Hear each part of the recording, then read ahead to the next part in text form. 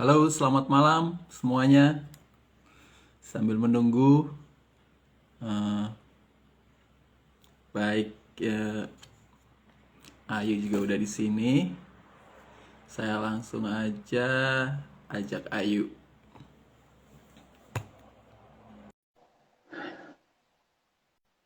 Sip. Sambil menunggu Ayu, saya ingin mengucapkan selamat malam untuk semuanya, meskipun belum ada yang bergabung. Halo Ayu. Hai. Saya senang kalau live dengan generasi lebih mudah koneksinya. Kalau yang generasi agak lama itu agak gaptek tuh, lama banget prosesnya.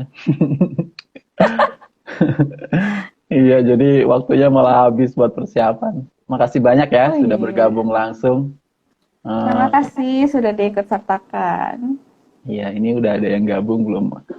Ya, sebelumnya selamat malam untuk semuanya. Sambil menunggu teman-teman ikut dalam acara ini, saya ingin mengucapkan selamat malam. Eh, Selamat bergabung di acara Saturday Night with Let's Talk, acara rutin yang diadakan Let's Talk. Kali ini adalah edisi ke-46, special edition khusus untuk 77 tahun Indonesia Merdeka, NKRI. Eh, apa namanya? Ya sudah ke-46 kali kita sudah lumayan intensif memanfaatkan Instagram untuk salah satunya adalah bagian dari produksi pengetahuan feminis ya. Jadi scoop isunya memang sangat banyak, seksualitas, gender, bukan cuma isu-isu yang dianggap terlalu akademik, tapi juga isu-isu keseharian tentang motherhood dan semuanya seperti itu. Karena kita menganggap ini proses yang sangat penting. Ya baik, sekali lagi ini udah ada Maulana yang menyapa. Semangat kepada semua materi. Terima kasih. Selamat datang, selamat bergabung sekali lagi di acara Saturday Night with Let's Talk. Kali ini adalah edisi ke-46 dengan tema keindonesiaan yang toleran terhadap keragaman gender dan seksual. Dengan spesial guest kita, Ayu Regina Yolanda Sari, yang sudah juga bergabung dengan kita ya. Sambil menunggu, mungkin saya sedikit ngasih pengantar dulu sebelum nanti kenalin Ayu lebih lanjut. Hmm, ini memang special edition ya, khusus untuk menyambut atau merayakan 77 tahun kemerdekaan. Kita udah merdeka, sebagai negara merdeka sudah 77 tahun, 1945.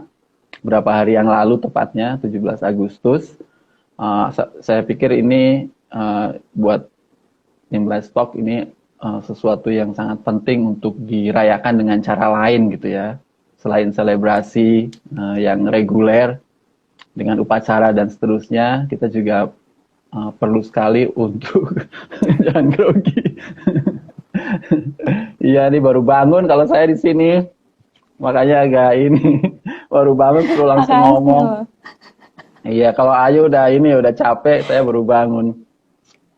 Uh, iya, jadi semacam momentum yang selalu penting untuk melakukan refleksi tentang keindonesiaan, tentang menjadi dan menjalani Indonesia, terutama karena kita sangat concern, punya fokus yang kuat dan juga komitmen gitu ya, supaya keindonesiaan ini diisi dengan perilaku, cara pandang, cara berpikir yang toleran, yang inklusif terhadap semua keragaman dan terutama keragaman gender dan seksual yang memang di antara keragaman itu adalah bagian dari yang paling marginal di antaranya gitu ya, baik dari segi isu maupun dari segi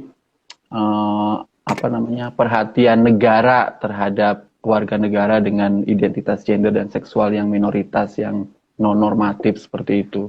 Jadi saya pikir sangat penting gitu ya, selalu memanfaatkan momentum-momentum tentang nasionalisme ini untuk mengisi kegiatan-kegiatan dengan hal seperti ini.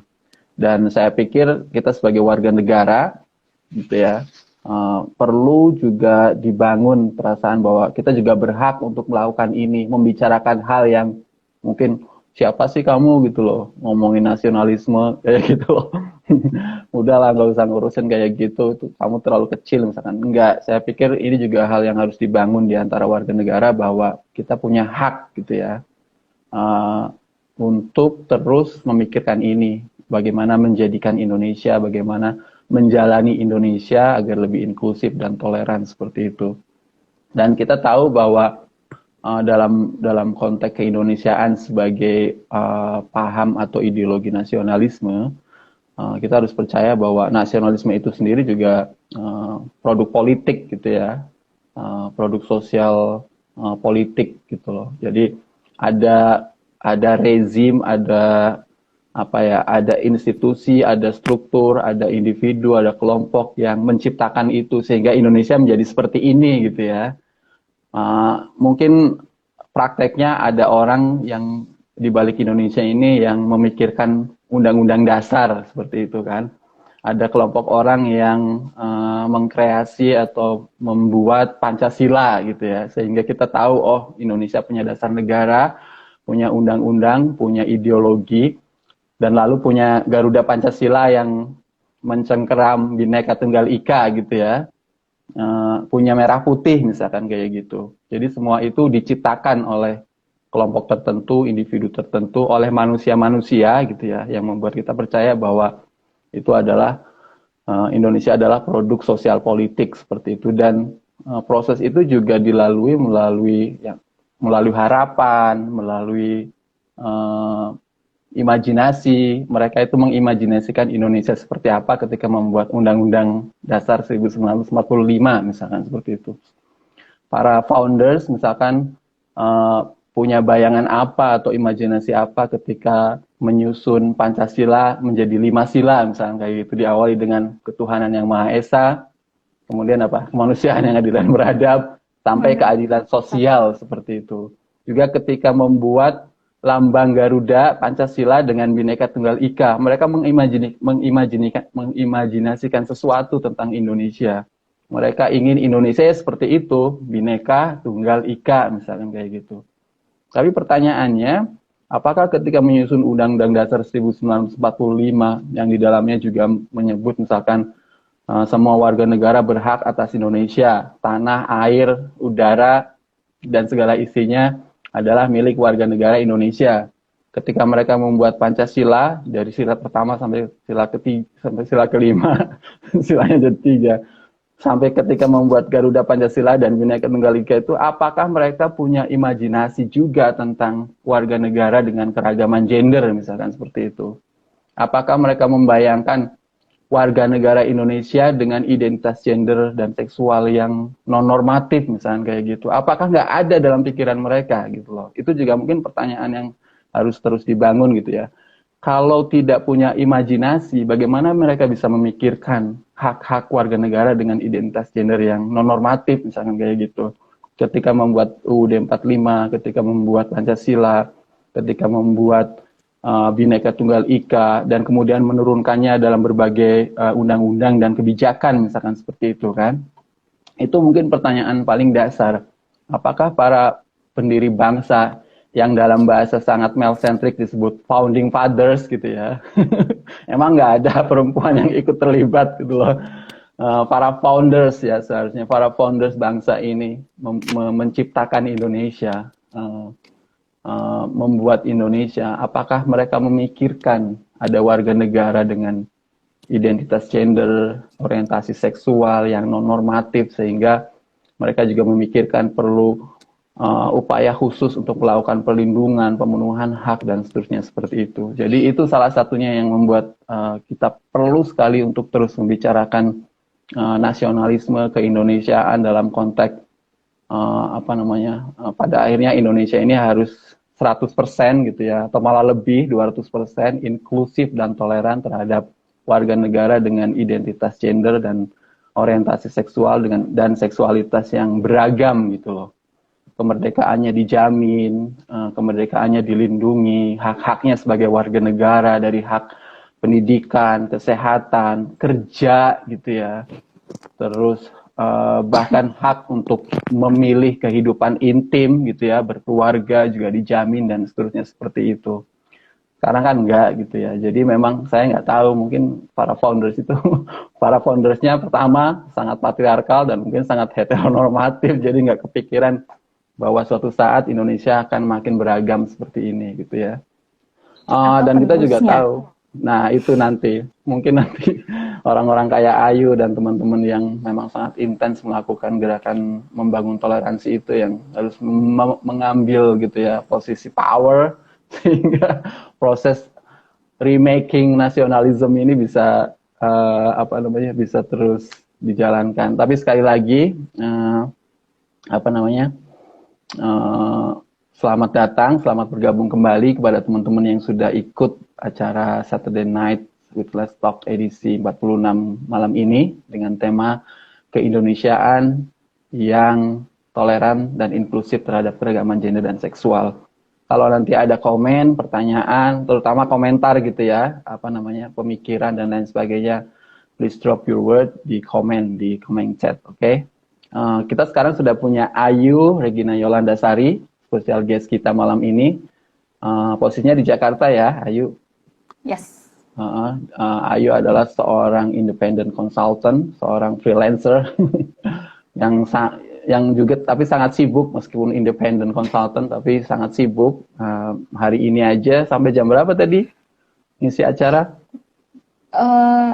Tadi ini sih ada personal project bareng sama teman-teman. Jadi tadi sampai jam berapa ya? Sampai jam 4 kayaknya.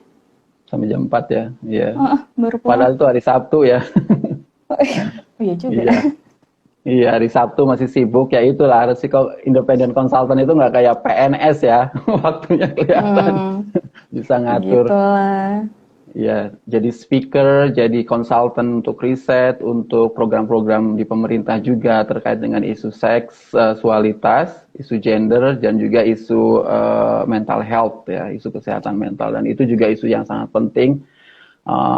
Bukan cuma problemnya banyak, tapi sekarang orang juga makin aware gitu ya, bahwa mental health is an issue. Jadi orang juga makin banyak yang apa namanya, yang mengungkap itu gitu ya, yang mengekspos, dan itu artinya butuh upaya untuk memberikan layanan supaya mental health itu nggak dihadapi sendiri seperti itu ya. Jadi dan apalagi kalau konteksnya adalah seksualitas dan gender gitu ya, pasti Ayu juga banyak pengalaman di situ, banyak pengetahuan. Nanti kita tahu salah satu apa namanya sertifikat yang dipunyai Ayu adalah Queer Affirmative Mental Health Practitioner, dan itu ya itu juga mungkin karena apa namanya awareness bahwa isu seksualitas dan gender matters gitu loh dalam isu-isu mental health itu. Ya, saya kenalkan lebih rinci dulu. Ayu Regina Yolanda Sari, MA, sekarang posisi di Jakarta, seorang independent consultant, trainer, facilitator, speaker dan researcher untuk isu gender, seksualitas dan mental health. Mendapat BA atau S1 dari psikologi Universitas Indonesia dan S2 Women Studies di EUH University di Seoul, Korea. Tesisnya itu tentang jilbab ya, tentang hijab. Iya, tesis Ya, tentang hijab. mungkin dan tesisnya sudah juga disarikan ke artikel jurnal yang terbit di Journal of Asian Social Science Research dengan judul Against the Tarbiyah Symbolism of Hijab, Feminism, Islamic Conservatism, and Reconstruction of Hijab Symbolism in Indonesia. Kalau perlu artikelnya, bisa minta link kopinya ke Ayu langsung gitu ya. Silakan drop your word di komen, oke? Biar bisa dibaca rame-rame. Oke. Ayu 9 tahun, berpengalaman di bidang advokasi gender dan seksualitas, sama NGO, sama government, sama international NGO juga, sama kampus-kampus. Seperti saya bilang tadi, sebagai pembicara, sebagai konsultan, sebagai researcher, dan seterusnya. Ayu juga punya membership affiliation dan certification, di antaranya yang saya sebutkan tadi, sertifikat Queer Affirmative Mental Health Practitioner dari Mariwala Health Institute India. Kemudian anggota atau member Asian Association of Women Studies AAWS. Dan kemudian juga aktif di Civil Society Coalition of Anti-Sexual Violence atau COMPAX, ya, Koalisi Masyarakat Sipil Anti Kekerasan Seksual, basisnya di Jakarta, ya. Menulis artikel untuk laporan, untuk proceeding, untuk banyak hal tentang isu tersebut.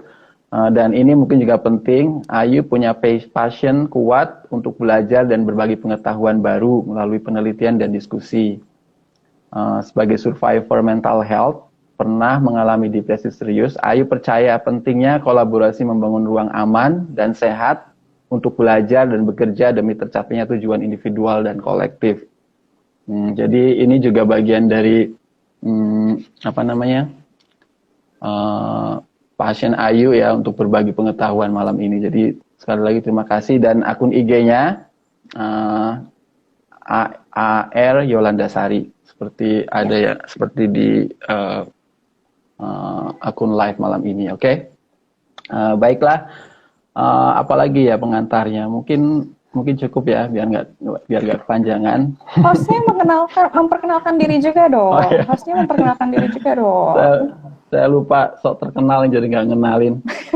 Saya host malam ini, Farid Mutakin dari Let's Talk. Posisi saya sekarang sedang kuliah di State University of New York, jurusan antropologi. Sedang depresi sebenarnya gara-gara nulis disertasi. Wish me luck, oke, mohon doanya semoga bisa cepat-cepat lulus, oke? Amin. Saya yakin obrolan kita akan bukan cuma penting, tapi moga-moga bisa seru gitu ya, bisa berbagi segala hal yang kita punya terkait tema malam ini, keindonesiaan yang toleran dan inklusif terhadap keragaman gender dan seksual. Dan obrolan kita lebih banyak pemikiran gitu ya, lebih banyak opini, lebih banyak how we think about the issues gitu ya. Jadi bukan obrolan yang akademik, harus cari referensinya apa sih kayak gitu. Makanya kita juga mengundang teman-teman yang ada yang sudah bergabung untuk ikutan ngasih komen ya, untuk ikutan ngasih pemikiran, ide, juga pertanyaan. Terima kasih lagi Maulana untuk for wishing me luck, oke? Oke, mungkin kita mulai aja ya. Silakan siapin minumnya biar lebih rileks. Kalau punya snack juga silakan gitu ya. Bisa order dulu ke Gojek, jadi iklan. Oke, mungkin sebelum kita ngomongin lebih spesifik tentang bagaimana membangun keindonesiaan atau menjalani Indonesia yang lebih inklusif, yang lebih toleran terhadap keragaman gender, kita mulai dulu dengan pertanyaan dasar dulu, biar kita semua tahu, menurut Ayu sebenarnya gimana sih kita mendefinisikan atau memahami keragaman gender dan keragaman seksual itu? Apakah ini dua hal yang sama atau terpisah gitu loh?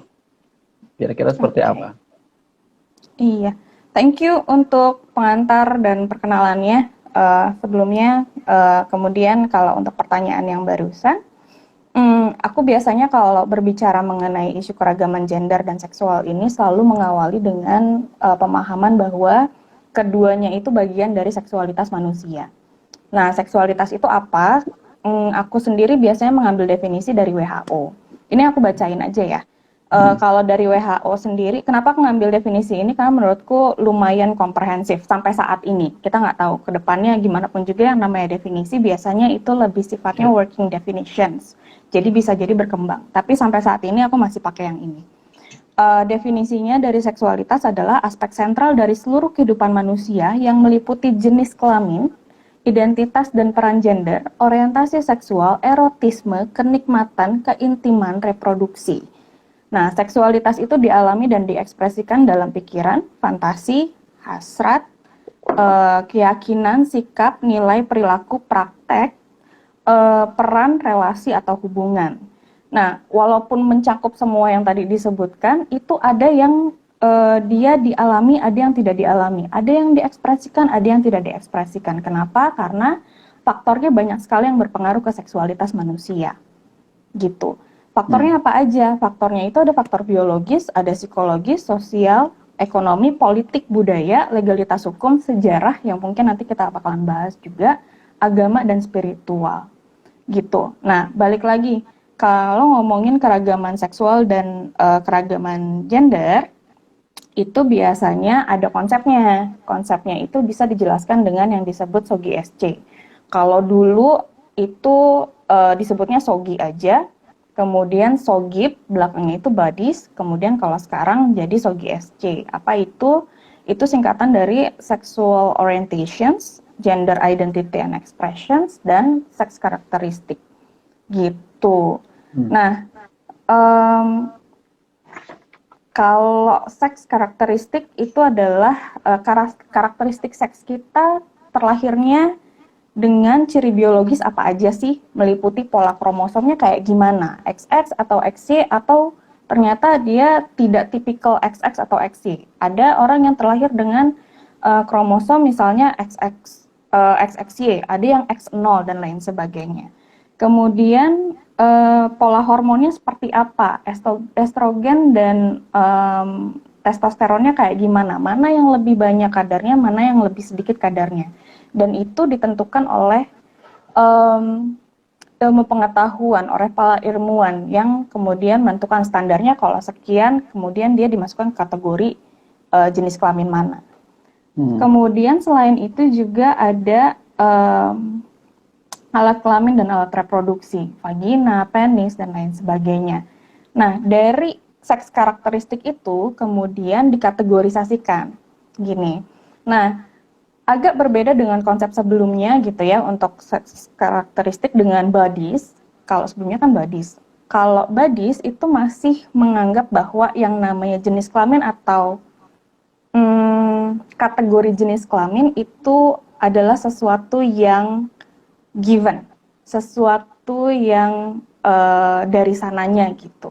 Nah, pada perkembangannya di teori-teori seksualitas ternyata kategori jenis kelamin atau yang biasanya ada di kartu keluarga, KTP dan lain sebagainya, no, it's not given.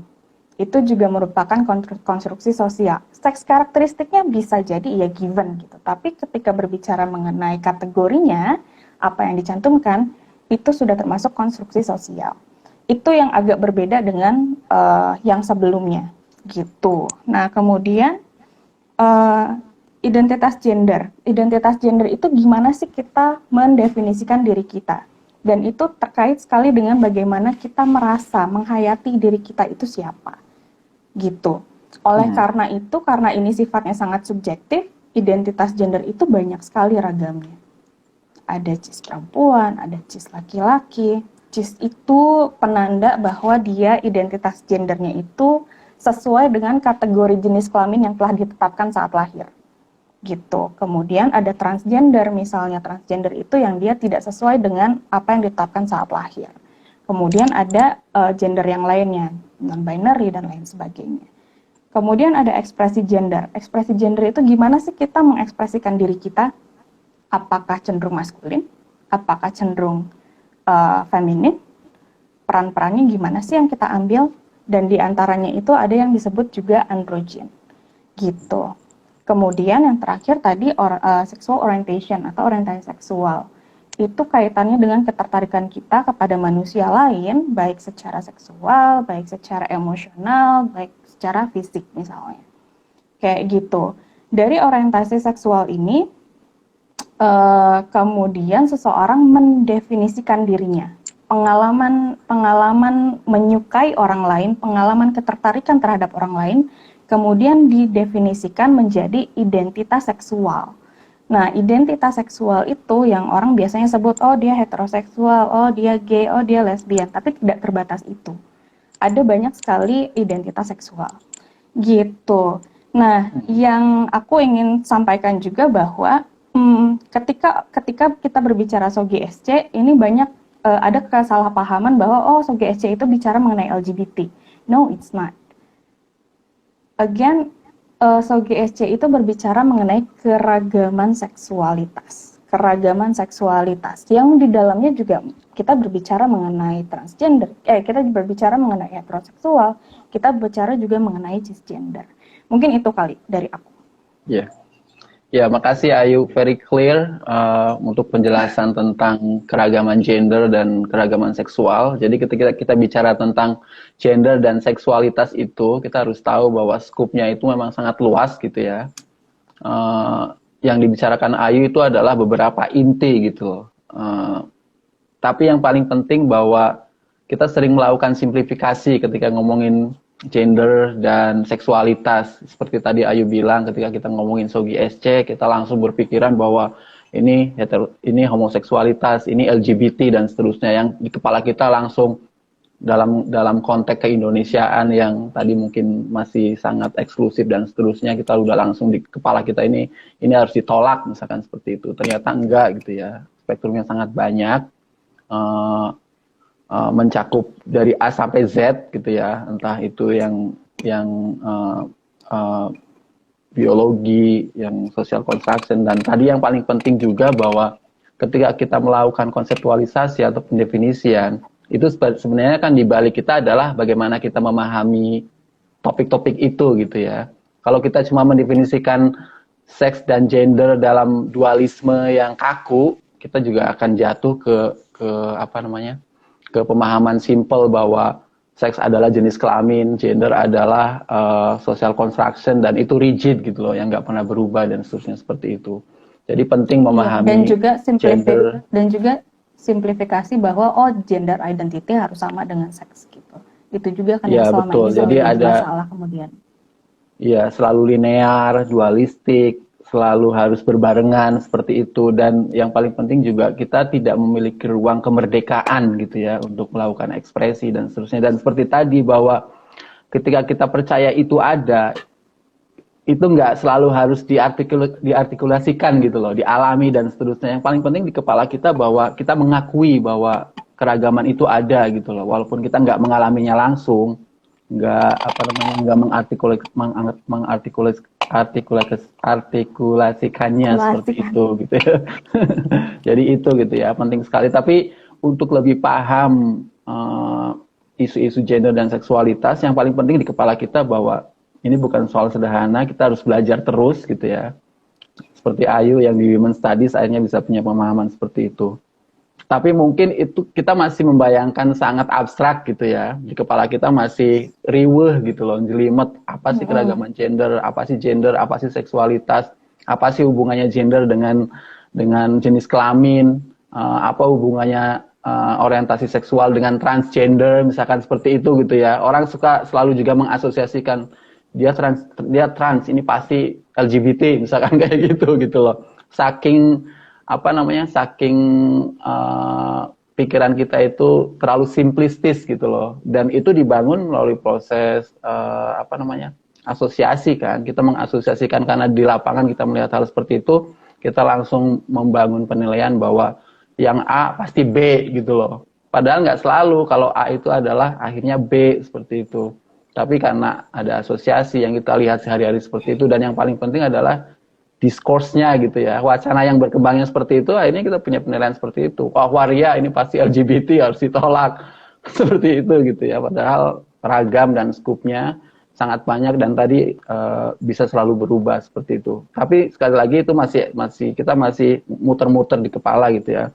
Mungkin Ayu bisa ngasih contoh nggak di lapangan? Seperti apa sih bentuknya kalau kita ngomongin keragaman gender, keragaman seksual, misalkan di realitas sehari-hari di Indonesia. Dan mungkin nggak sih gitu loh antara satu daerah gitu ya, yang satu dengan daerah di Indonesia itu juga ada perbedaan sendiri. Misalkan di Aceh, ternyata yang disebut orientasi keragaman gender itu bentuknya ini, di Papua juga lain misalkan seperti itu. Kira-kira kalau ada orang nanya apa sih gitu loh praktek realnya di keseharian dalam realitas itu kalau kita menyebut keragaman gender dan keragaman seksual itu?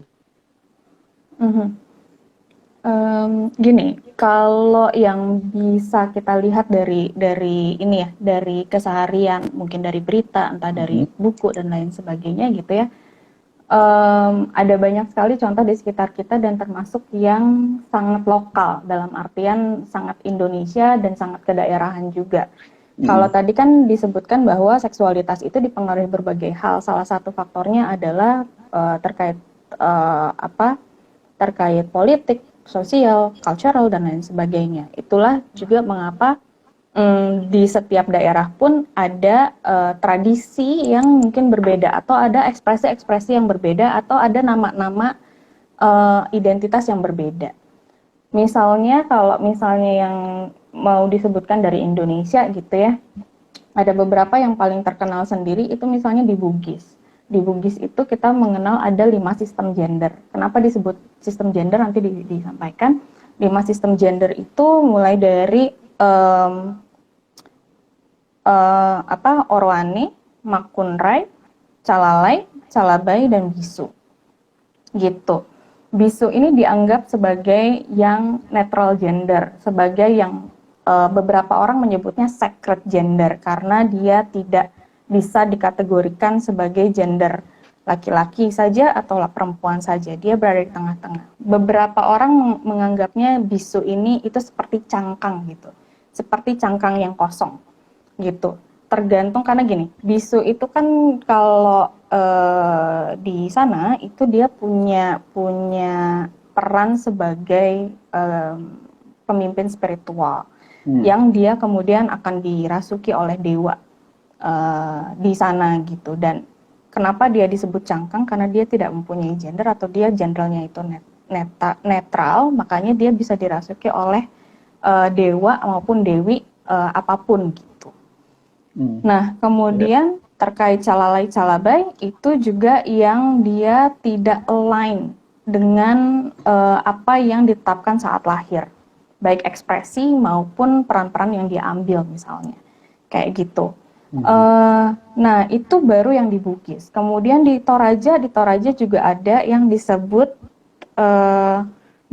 Borak Ketambolang. Jadi dia itu ditetapkan saat lahir laki-laki, namun penampilannya itu mengenakan busana perempuan misalnya.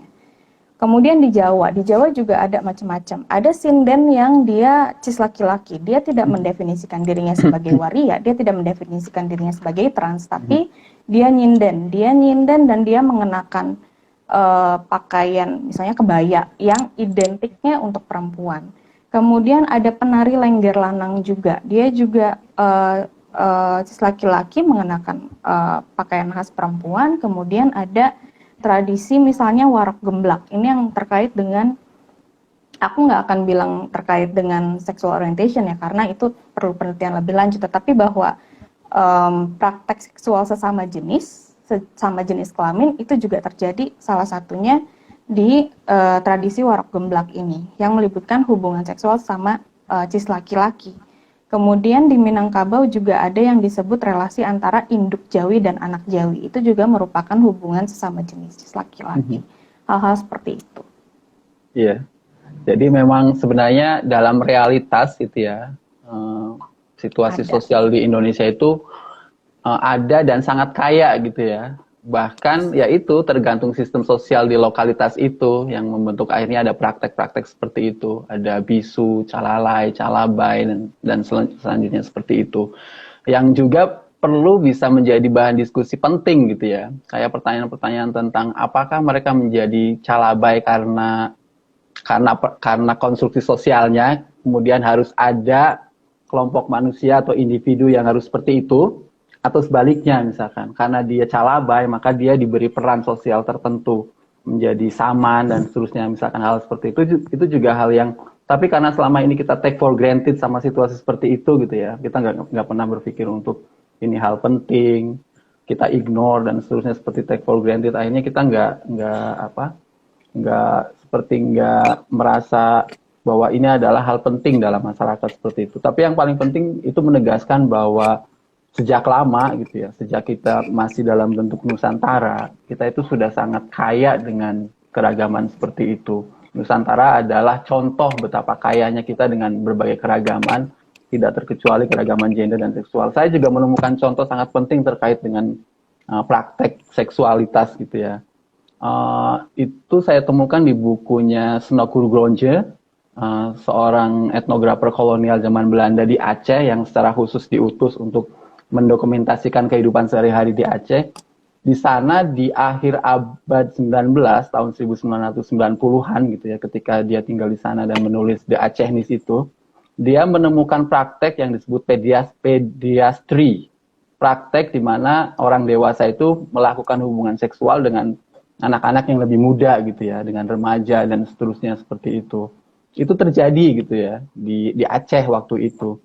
Dan itu yang salah satunya yang disebutkan oleh Snok itu yang bisa memprevensi gitu loh laki-laki Aceh untuk tidak melakukan sering-sering poligami, karena dengan melakukan praktek itu dia sudah tidak lagi punya orientasi seksual yang kuat terhadap lawan jenis misalkan seperti itu. Itu kan menarik gitu ya, bahwa sesuatu yang terjadi gitu loh, sesuatu yang dipraktekkan dan masyarakat sekitar fine gitu loh, maksudnya selagi itu dipraktekkan sendiri misalkan kayak gitu, orang nggak pernah berpikir. Tapi kita juga nanti akan lihat kenapa misalkan hubungannya dengan kelas, ketika praktek-praktek yang dianggap non normatif itu dilakukan oleh kelas tertentu gitu yang lebih tinggi, itu dianggap aman gitu ya. Kita nggak pernah merasa perlu untuk melakukan penghukuman dan seterusnya. Tapi biasanya yang paling banyak mendapat stigma, mendapat kriminalisasi, mendapat stereotip ketika melakukan atau mengekspresikan identitas gender dan praktek seksualitas yang normatif itu adalah mereka yang berada di posisi sangat marginal, nggak punya kekuasaan seperti itu. Itu juga kita perlu mikir itu gitu ya, sejauh mana pelindungan hukum itu benar-benar bisa setara gitu ya, bukan cuma hanya pada mereka yang punya kekuasaan, tapi juga pada mereka yang marginal. Dan kita tahu kelompok paling rentan itu kalau sudah punya identitas gender dan seksualitas yang tidak normatif, tapi dia juga kelasnya tidak dalam posisi kekuasaan, mereka sangat rentan mengalami berbagai diskriminasi, ketidakadilan, bahkan penghukuman langsung gitu ya, seperti itu. Tapi sekali lagi bahwa yang disebutkan Ayu tadi adalah contoh sedikit dari bagaimana kayanya realitas sosial kita sejak disebut Nusantara dengan berbagai keragaman gender dan seksualitas tadi ya. Kalau kita dokumentasiin gitu ya itu tadi yang sesuai dengan definisinya. Kalau ini social construction, kalau ini adalah bagian dari situasi sosial, hidup realitas sosial Indonesia ini, ya isinya bukan cuma heteroseksualitas gitu loh. Seperti itu udah sesuatu yang kita nggak bisa tolak gitu loh. Pasti ada kayak gitu. Cuma masalahnya sejauh mana kita mengakui itu. Dan yang kedua, setelah kita mengakui bahwa kita merasa bahwa dengan identitas gender dan seksualitas yang non normatif itu mereka tetap punya hak gitu ya, yang sama sebagai bagian dari warga negara seperti itu. Saya mungkin perlu kembali ke keragaman dalam konteks sejarah Indonesia ketika masih menjadi Nusantara gitu ya. Dengan melihat hal seperti itu gitu ya, betapa kayanya kita, terutama saat menjadi Nusantara dengan realitas sosial yang menunjukkan keragaman gender dan bukan cuma keragaman tapi juga sikap yang acceptance gitu ya, yang menerima gitu ya, yang toleran gitu ya, bahwa I'm not bothered gitu loh. Saya nggak terganggu kalau ada tetangga saya yang trans, yang bahkan mungkin punya orientasi sosial, kita tahu punya perilaku seksual yang tidak mainstream misalkan seperti itu. Itu kita punya gitu loh. Beberapa sudah dilakukan dokumentasinya gitu ya. Itu artinya menjadi bagian dari sejarah kita, menjadi negara yang sebenarnya dari awal gitu lah, ketika bentuknya Nusantara itu kita sudah menjadi masyarakat yang toleran gitu ya, seperti itu. Menurut Ayu seperti apa? Apakah sejarah seperti ini bisa menjadi modal gitu loh untuk membangun keindonesiaan yang inklusif misalnya kayak gitu? Karena kita tahu bahwa Indonesia bukan hanya diisi oleh keragaman gender, tapi diisi oleh cara pandang oleh masyarakat dengan perilaku yang kalaupun nggak toleran ya I'm not bothered lah kayak gitu, bahwa saya nggak begitu terganggu gitu loh dengan acceptance terhadap realitas seperti itu. Kira-kira seperti apa hubungannya antara sejarah Nusantara yang kaya itu dengan sekarang kita ingin membuat Indonesia yang lebih inklusif juga? Apakah itu bisa jadi modal sejarah kita? Iya, menurut aku sangat bisa. Kenapa? Karena gini, ini nggak cuma terjadi di Indonesia aja ya, ini juga terjadi di negara lain. Sebagai contoh di Korea juga, bahwa keragaman gender dan seksual itu dibenturkan dengan misalnya nilai-nilai nasionalisme atau nilai-nilai kelokalan di satu daerah gitu. Saya ingat waktu di Korea, ini sekalian sharing nggak apa-apa ya. Saya ingat waktu di Korea ketika ada Pride Parade, itu perayaannya teman-teman ragam gender dan seksualitas di sana. Kemudian ada kelompok anti LGBTQ di sana yang mereka pakai hanbok, pakai pakaian tradisionalnya Korea. Lalu mereka nari tarian tradisional Korea dan mereka juga memainkan alat musik tradisional Korea. Untuk apa? Untuk menunjukkan bahwa you are not part of us. Kalian bukan bagian dari orang Korea. Gitu, bahwa kalian itu asalnya dari asing dan lain sebagainya.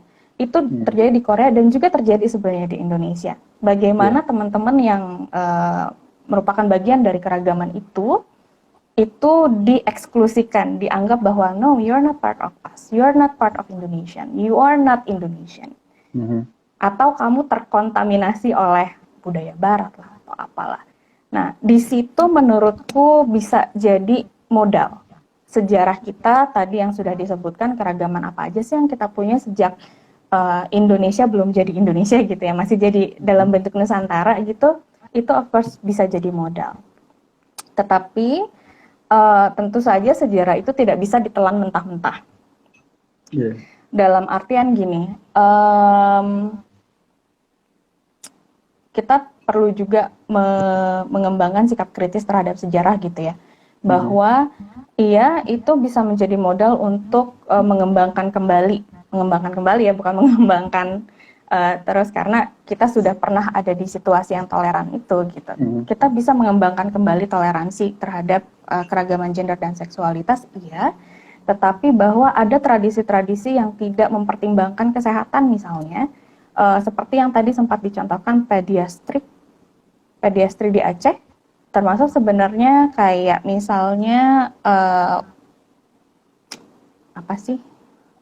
warok tadi yang aku sebut, warok gemblak itu juga disebutkan sebenarnya dia relasi seksualnya itu antara laki-laki dewasa dengan anak di bawah umur. Nah, itu kan tradisi yang berdasarkan ilmu pengetahuan saat ini ya, setidaknya itu adalah tradisi yang harmful.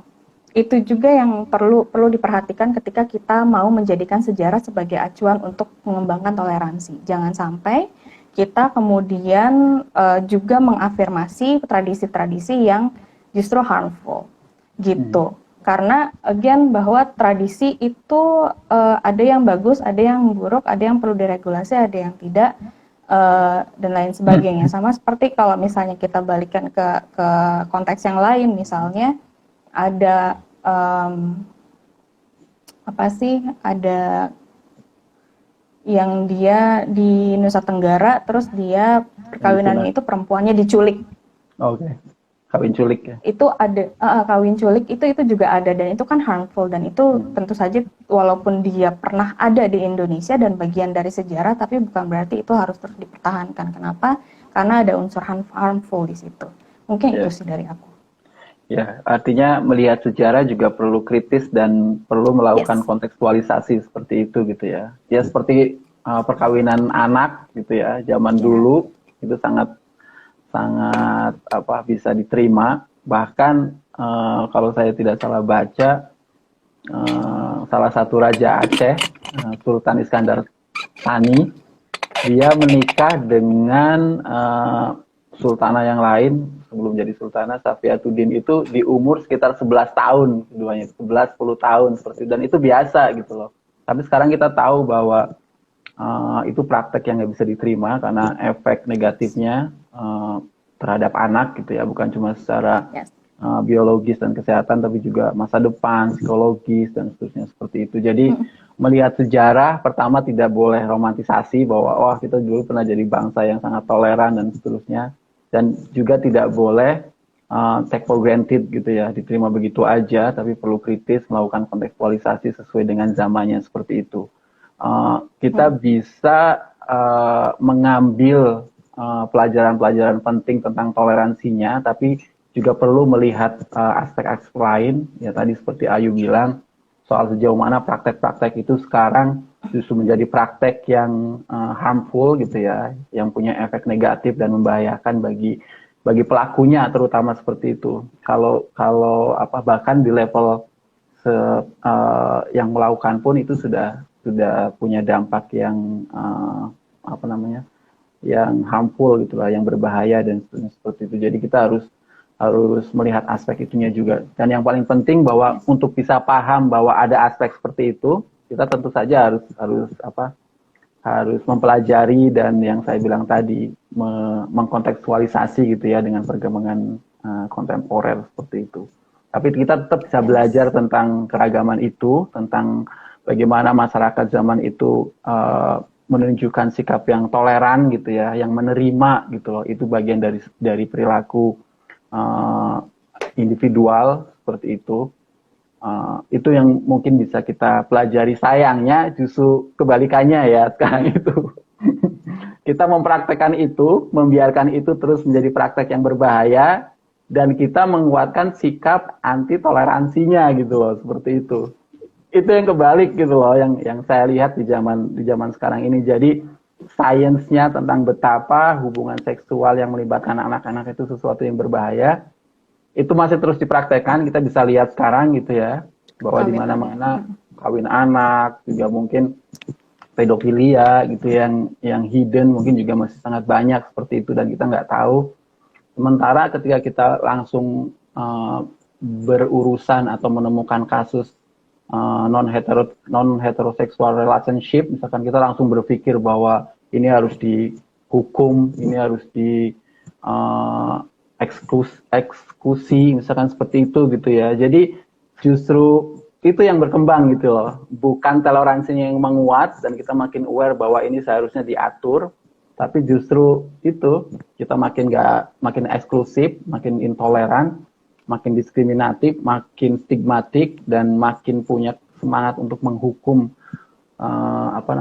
perilaku seksual yang dianggap tidak normatif itu gitu loh. Dan kita makin nggak aware sebenarnya. Sebenarnya yang paling penting harus diatur adalah bagaimana supaya perilaku itu tidak membahayakan gitu ya. Seperti itu.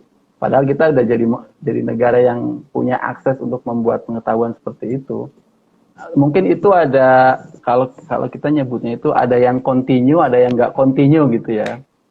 Mungkin itu gitu ya. Kenapa kok yang tolerannya itu kok nggak continue gitu? Yang sikap toleran di zaman Nusantara itu kok nggak berlanjut gitu, dan menjadi bagian cara pandang dan perilaku kita sekarang ini. Kok justru prakteknya tetap gitu ya. Kita nggak bisa nolak itu, bahwa ada yang mempraktekkan itu, termasuk dalam bentuk perkawinan dini, kawin tangkap tadi, kawin culik masih ada ya, gitu ya. Terus juga kita yakin juga praktek pediatri juga masih ada gitu ya, walaupun itu sangat hidden. Itunya ada, tapi kita justru makin menjadi bangsa yang tidak toleran terhadap perilaku-perilaku yang tidak normatif itu gitu loh. Kira-kira menurut Ayu kenapa? Tapi sebelum menjawab, saya ingin menyapa teman-teman dulu. Terima kasih yang sudah bergabung. Lumayan banyak di sini ya. Dan silahkan, seperti saya bilang tadi, ini forum terbuka. Jadi kita senang kalau teman-teman yang bergabung juga menyampaikan pikirannya, bukan hanya pertanyaan, tapi juga pikiran sesuai dengan subjek atau tema yang kita diskusikan malam ini, tentang bagaimana membentuk Indonesia yang lebih toleran dan inklusif, dan menjadi tempat yang aman dan nyaman, yang adil buat warga negara dengan identitas gender dan seksualitas apapun gitu ya. Ya, kembali ke tadi, Ayu, kira-kira kenapa kita punya sejarah tentang toleransi terhadap keragaman gender, kita punya sejarah tentang bagaimana masyarakat mempraktekkan perilaku seksual yang tidak normatif gitu ya. Maksudnya untuk zaman sekarang. Tapi kenapa toleransinya mati gitu ya, walaupun prakteknya masih ada gitu loh. Kira-kira seperti apa kalau Ayu, dalam pemikiran Ayu? Kalau kita bicara tentang apa yang continue, apa yang berubah gitu loh. Iya, kalau bicara kesejarahan, kalau yang continue, of course yang tadi sudah sempat disebutkan bahwa prakteknya tetap ada kok, tetap menjadi realita gitu ya. Tapi kemudian bagian mana nih yang discontinue? Ternyata bagian yang discontinue adalah toleransinya itu, penerimaannya itu, dan pengakuannya bahwa oh mereka memang berbeda, tapi itu part of keberagaman dan mereka tetap punya peran di masyarakat. Itu yang discontinue. Faktornya apa aja? Dari apa yang aku sempat pelajari, salah satunya adalah jangan lupa kita juga punya sejarah kolonialisme. Kita juga pernah dijajah, dan ketika penjajahan terjadi, kita tidak hanya dieksploitasi dari sumber dayanya, tetapi juga mereka melakukan menanamkan nilai-nilai mereka, menanamkan hukum-hukum mereka yang bahkan sampai sekarang masih diadopsi di beberapa undang-undang kita, termasuk KUHP, gitu. Nah, disitulah ketika tadi kan sempat banyak disebutkan normatif.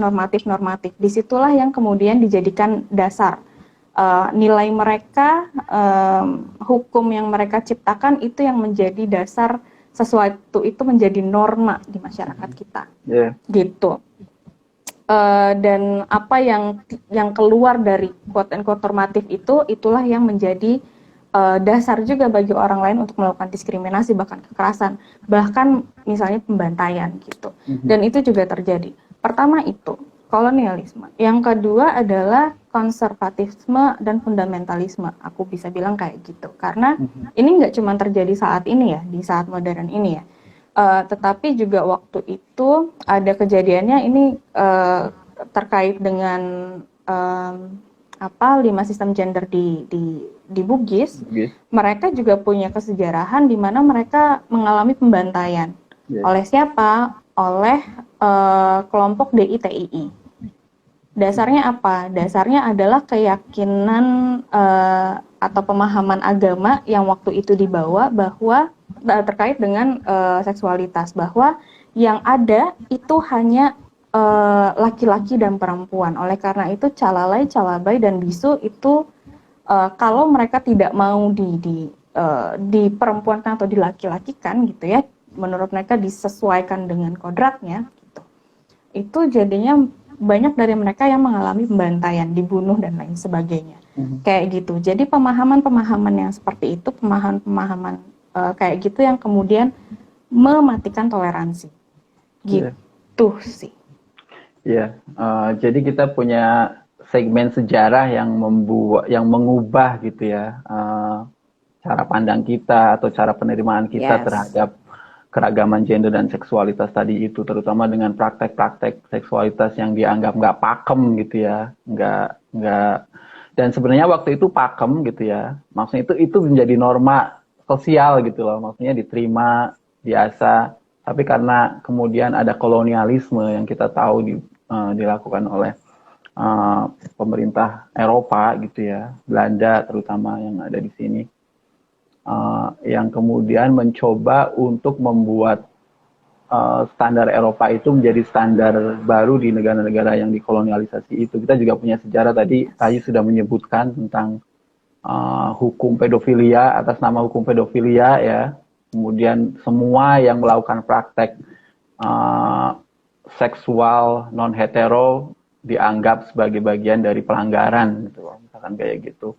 Jadi itu juga membentuk cara berpikir kita yang dibangun melalui sejarah gitu ya, yang tadinya toleran kemudian menjadi ikutan mengikuti cara pandang penguasa waktu itu. Juga yang di lokalitas tadi yang di Bugis ada sejarah tentang islamisasi gitu ya, dan Islamnya kebetulan Islam yang tidak menerima keragaman gender seperti itu, yang akhirnya membuat bukan hanya penyingkiran gitu ya, tapi juga ya tadi opresi, pemaksaan supaya mereka nggak melakukan itu dan nggak mengekspresikan itu lagi seperti itu. Jadi kita tahu bahwa ada proses kekuasaan gitu loh di sini, ada kolonialisme, ada fundamentalisasi Islam gitu ya di konteks tertentu, dan kita bisa tahu juga kalau kita gali mungkin di tiap lokal itu problem kekuasaannya berbeda-beda gitu ya.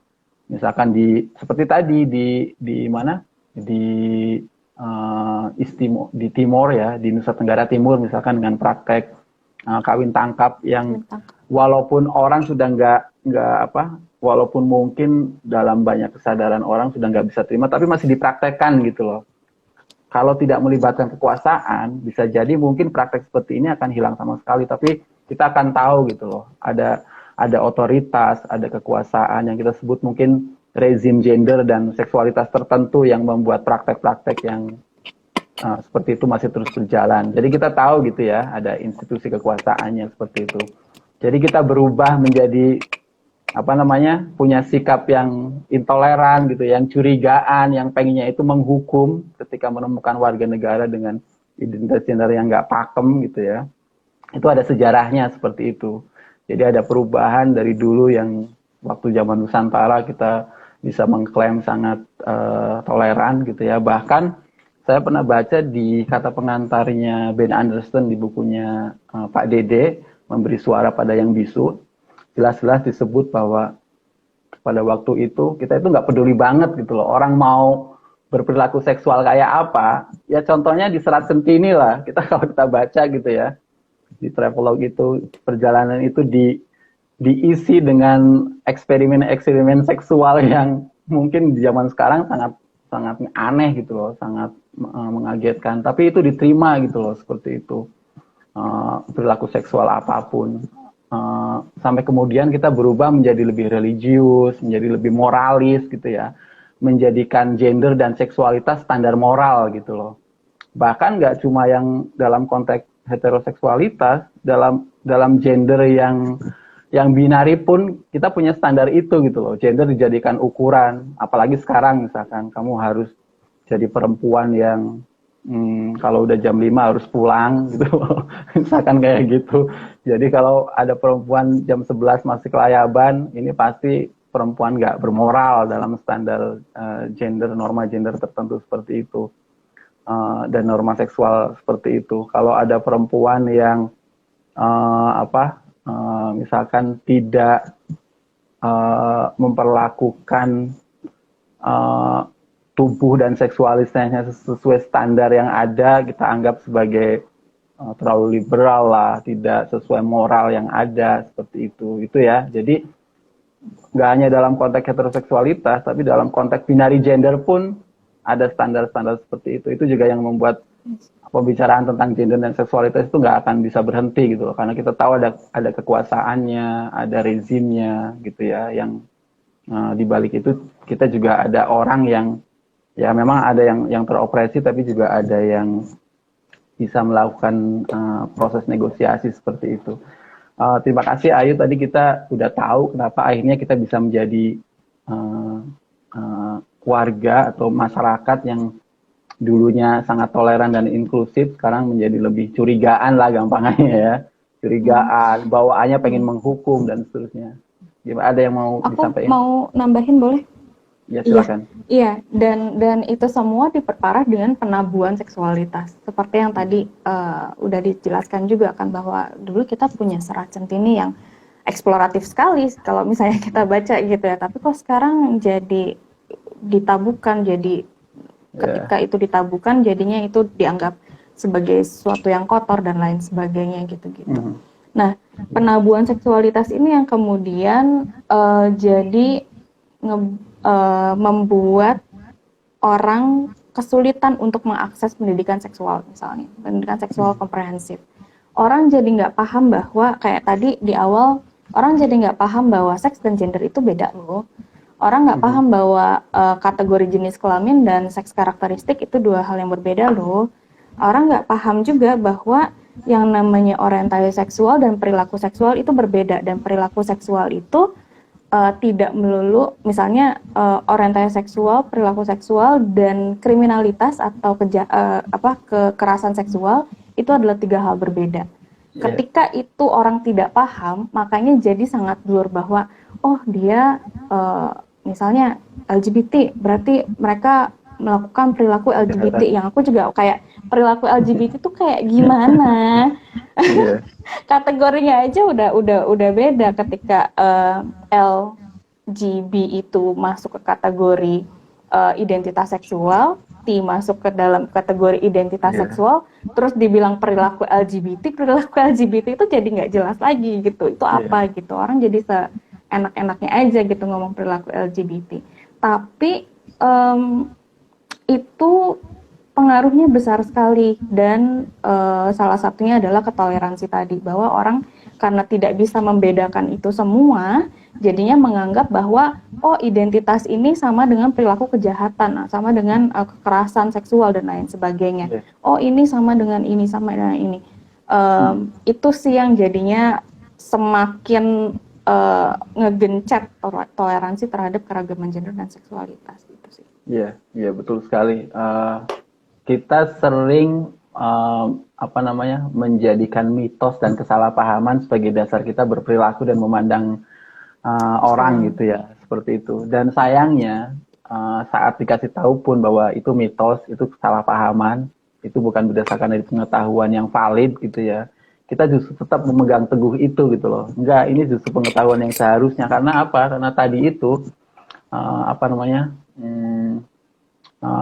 terkoneksi dengan pemahaman keagamaan lah, seperti itu. Walaupun kita percaya bahwa pemahaman keagamaan tertentu bisa membuat kita justru terdorong untuk bisa tahu lebih banyak gitu ya, menghilangkan mitos-mitos dan tadi stigma tentang seks dan seksualitas yang dianggap tabu, jorok, dosa. Kalau kita belajar itu justru akan jadi liberal gitu loh bahasanya ya, atau makin jauh dari agama itu sendiri. Ternyata enggak gitu loh. Banyak kita punya contoh teman-teman dari pesantren, mungkin saya bisa sebut kayak Mas Amar gitu ya, yang semakin belajar agama justru semakin tahu gitu loh, bahwa yang kalau nggak salah Mas Amar hadir ya, yang dengan belajar agama justru semakin tahu bahwa seksualitas itu sesuatu yang harus dipelajari sehingga kita bisa paham, tahu, dan bukan cuma itu, paham bahwa ada hak gitu ya yang harus dipenuhi, dan memenuhi hak, menghormati hak itu bagian dari anjuran agama juga, misalkan kayak gitu. Jadi mitos-mitos, kesalahpahaman seperti itulah yang kemudian juga harus harus diubah gitu ya. Dan saya setuju sekali tadi ketika Ayu bilang pendidikan seks itu sangat penting gitu ya, yang komprehensif, yang nggak cuma bicara tentang reproduksi tapi juga bicara tentang otoritas, tentang kebebasan, tentang respect dan seterusnya, tentang minimal bisa membedakan gitu ya antara kejahatan seksual dengan perilaku seksual gitu ya. Kalau kejahatan seksual nggak hanya melibatkan heteroseksualitas, yang homoseksualitas mungkin lebih, yang heteroseksualitas mungkin lebih banyak gitu melakukan kriminalitas seksual gitu ya, seperti itu karena jadi mitos-mitos seperti itulah. Dan dengan pendidikan seks itu artinya semua yang punya kesempatan untuk melakukan pelayanan atau pelayanan pendidikan seks itu menjadi sangat penting untuk di-encourage seperti itu ya. Tapi sekali lagi kita jadi tahu bahwa gender, seksualitas itu semakin kesini justru semakin dijadikan ukuran gitu loh untuk atau istilahnya itu siapa sih yang paling nasionalis gitu ya, siapa sih yang paling berhak tinggal di Indonesia, siapa yang paling, kalau enggak, siapa sih yang paling menunjukkan bahwa kamu dengan gender dan seksualitas tertentu, kamulah yang merepresentasikan keindonesiaan paling ideal, misalkan seperti itu. Kita tahu ada hal-hal seperti itu, seperti misalkan soal berkeluarga. Mereka yang berkeluarga tidak cukup hanya keluarganya itu keluarga yang keluarganya juga harus keluarga tertentu, keluarga tradisional. Kemudian setelah berkeluarga juga dituntut untuk punya anak. Setelah punya anak, pembagian kerjanya juga harus sangat rigid gitu ya. Suami yang bekerja, laki-laki yang suami yang bekerja, perempuan yang tinggal di rumah mengurus anak. Kalau kita tidak mengikuti pattern itu, kita tidak dianggap sebagai real Indonesian gitu loh.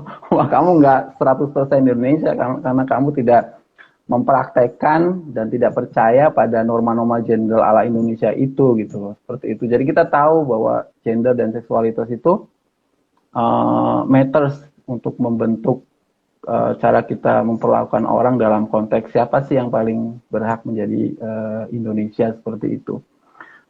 Kita tahu dari ceritanya tadi.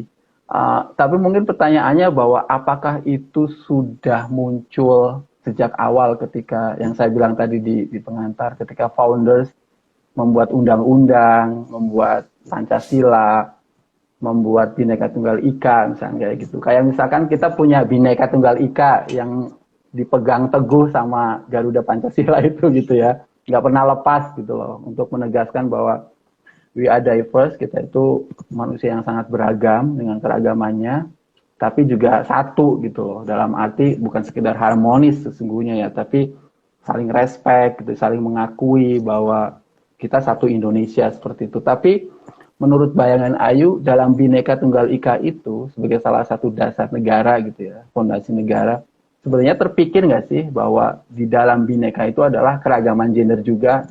Soalnya kita sering berpikir ketika bicara tentang Bhinneka Tunggal Ika, yang ada adalah SARA itu ya, suku, agama, ras, misalkan kayak gitu. Tapi kita nggak berpikir bahwa terkait dengan keragaman gender, yang artinya bukan hanya sekedar toleransi, tapi ada hak warga negara yang punya identitas gender dan seksual yang mungkin tidak mainstream gitu ya, yang juga harus dipenuhi gitu loh, karena dia bagian dari kewarganegaraan, misalkan kayak gitu. Jadi pertanyaan saya, kepikir nggak sih di banyak orang gitu ya, ketika bicara Bhinneka Tunggal Ika itu juga keragaman gender dan seksual gitu ya. Kalau enggak, kira-kira kenapa gitu ya?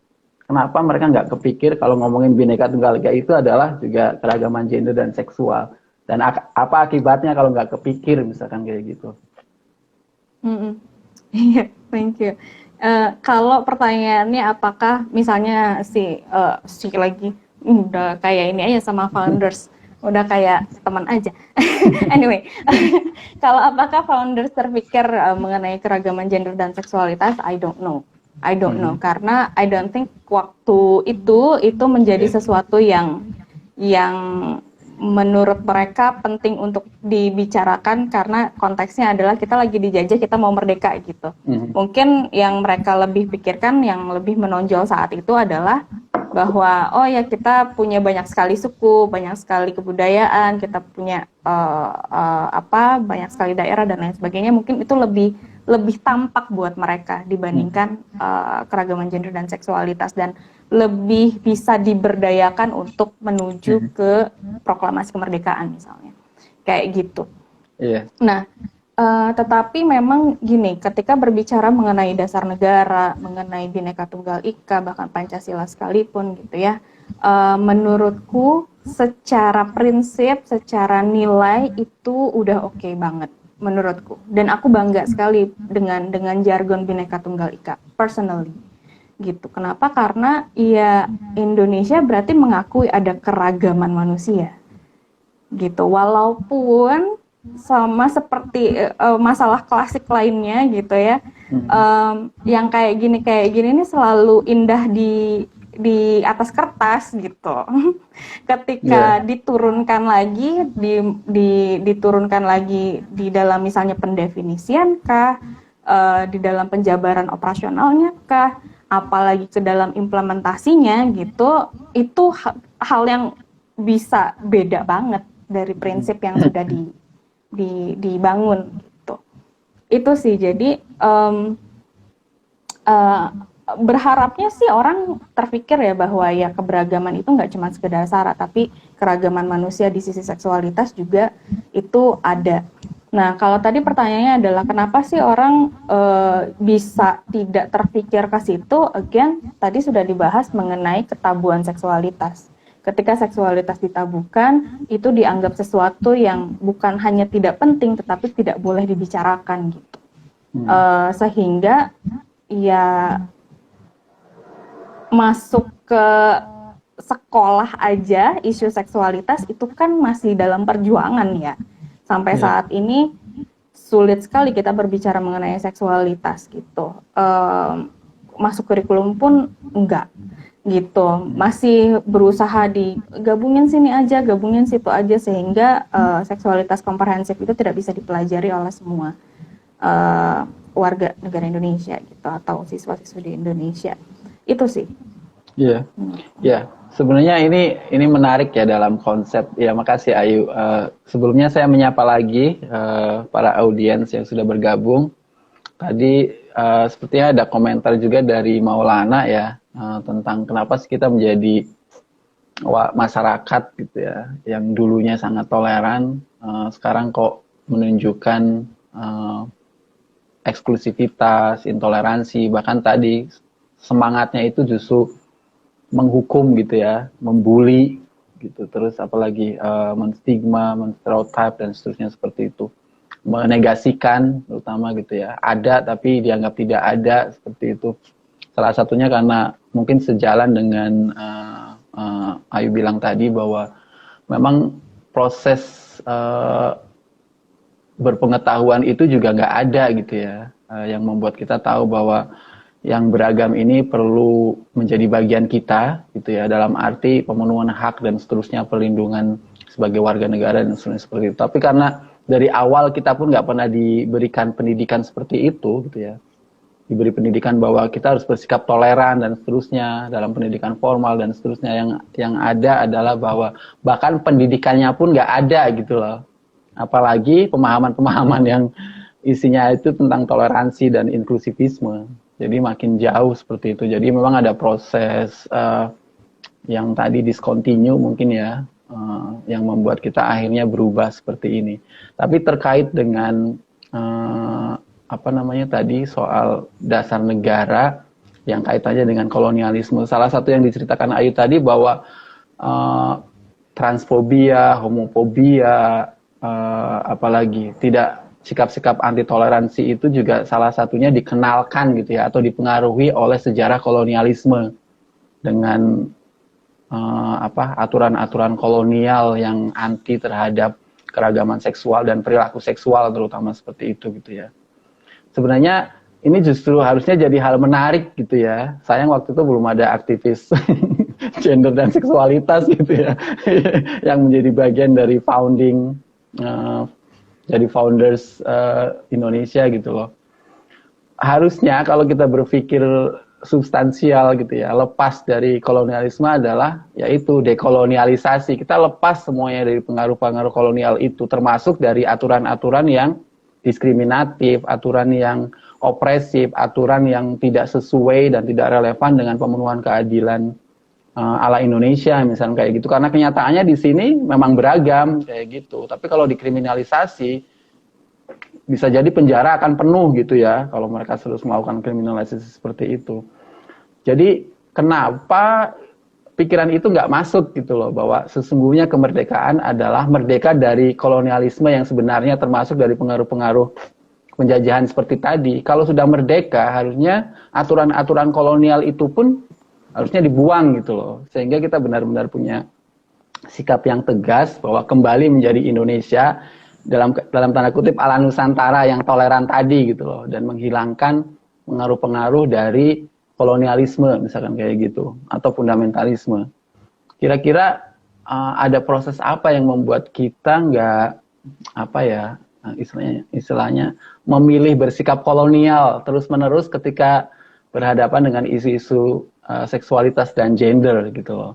Jadi kenapa orang nggak pernah berpikir bahwa melakukan diskriminasi, ketidakadilan, intoleransi, penegasian, bersikap eksklusif terhadap warga negara yang dengan identitas gender dan seksual yang tidak mainstream itu bagian dari neokolonialisme misalkan kayak gitu. Kita justru mempraktekkan praktek yang pernah dilakukan oleh para kolonial itu gitu loh, dan seharusnya sebagai negara merdeka nggak lagi melakukan itu gitu loh. Kira-kira kenapa nggak terpikir dan bagaimana membangunnya, mengubahnya gitu loh, supaya kita sadar bahwa itu adalah praktek yang dipengaruhi oleh kolonialisme. Sekarang kita udah merdeka menjadi negara yang independen dengan nasionalisme baru gitu ya, dan kita sekarang udah 77 tahun gitu loh. Kalau dulu nasionalismenya adalah mungkin sangat simbolik gitu ya, terhadap kolonialisme yang real gitu ya, maksudnya yang di depan mata soal kemerdekaan. Sekarang kita seharusnya bisa mulai berpikir lebih reflektif bagaimana mengisi menjadi negara merdeka ini yang benar-benar lepas dari pengaruh-pengaruh kolonialisme. Tapi sepertinya itu nggak terjadi ketika kita bicara tentang keragaman gender dan seksual. Kira-kira kenapa? Kalau Ayu punya opini. Pertanyaannya berat nih. Enggak berat. Dan sangat politis sebenarnya. But anyway, again, faktornya of course banyak ya. Edukasi itu menjadi salah satunya yang tadi udah dibahas berkali-kali gitu. Selain itu juga fundamentalisme juga kan itu akan sangat berpengaruh sekali. Kita punya sejarah itu, dan bahkan ketika kita reformasi pun ternyata menguat fundamentalisme itu gitu. Jadi bahwa tarik-menarik diskurs itu ada di Indonesia, dan sayangnya memang untuk isu gender dan seksualitas yang tidak ramah itu justru yang lebih kuat suaranya. Yeah. Kenapa menurut aku sangat bisa dipahami, karena sesuai dengan norma yang sudah ada sebelumnya gitu, yang sudah dibentuk oleh kolonial tadi gitu. Jadinya mereka lebih berani, lebih bisa bersuara lebih lantang, dan jadi lebih influensial juga buat masyarakat kita. Sesuatu yang normatif itu kan lebih mudah diterima karena ya emang namanya juga normatif, penerimaan masyarakatnya sudah ada terlebih dahulu gitu. Dan kalau misalnya berbicara mengenai bagaimana, banyak hal yang perlu dilakukan bersama.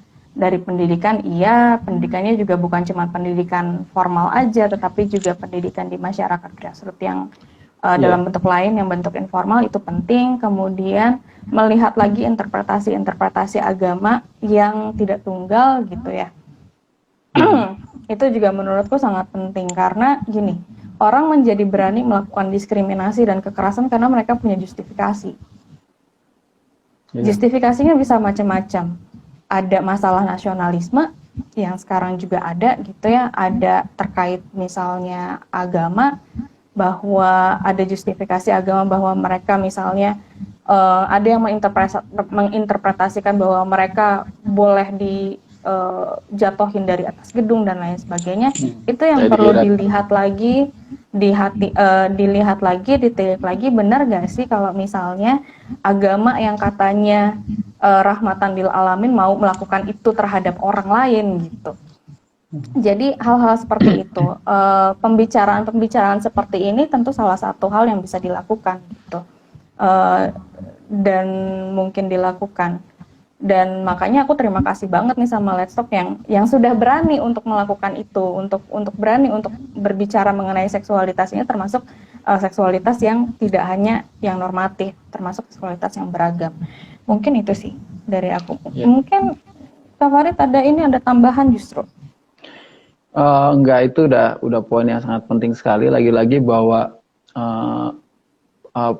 kita justru melanggengkan itu ya, pandangan-pandangan yang kita bilang tadi soal kontinuitas dan diskontinuitas itu.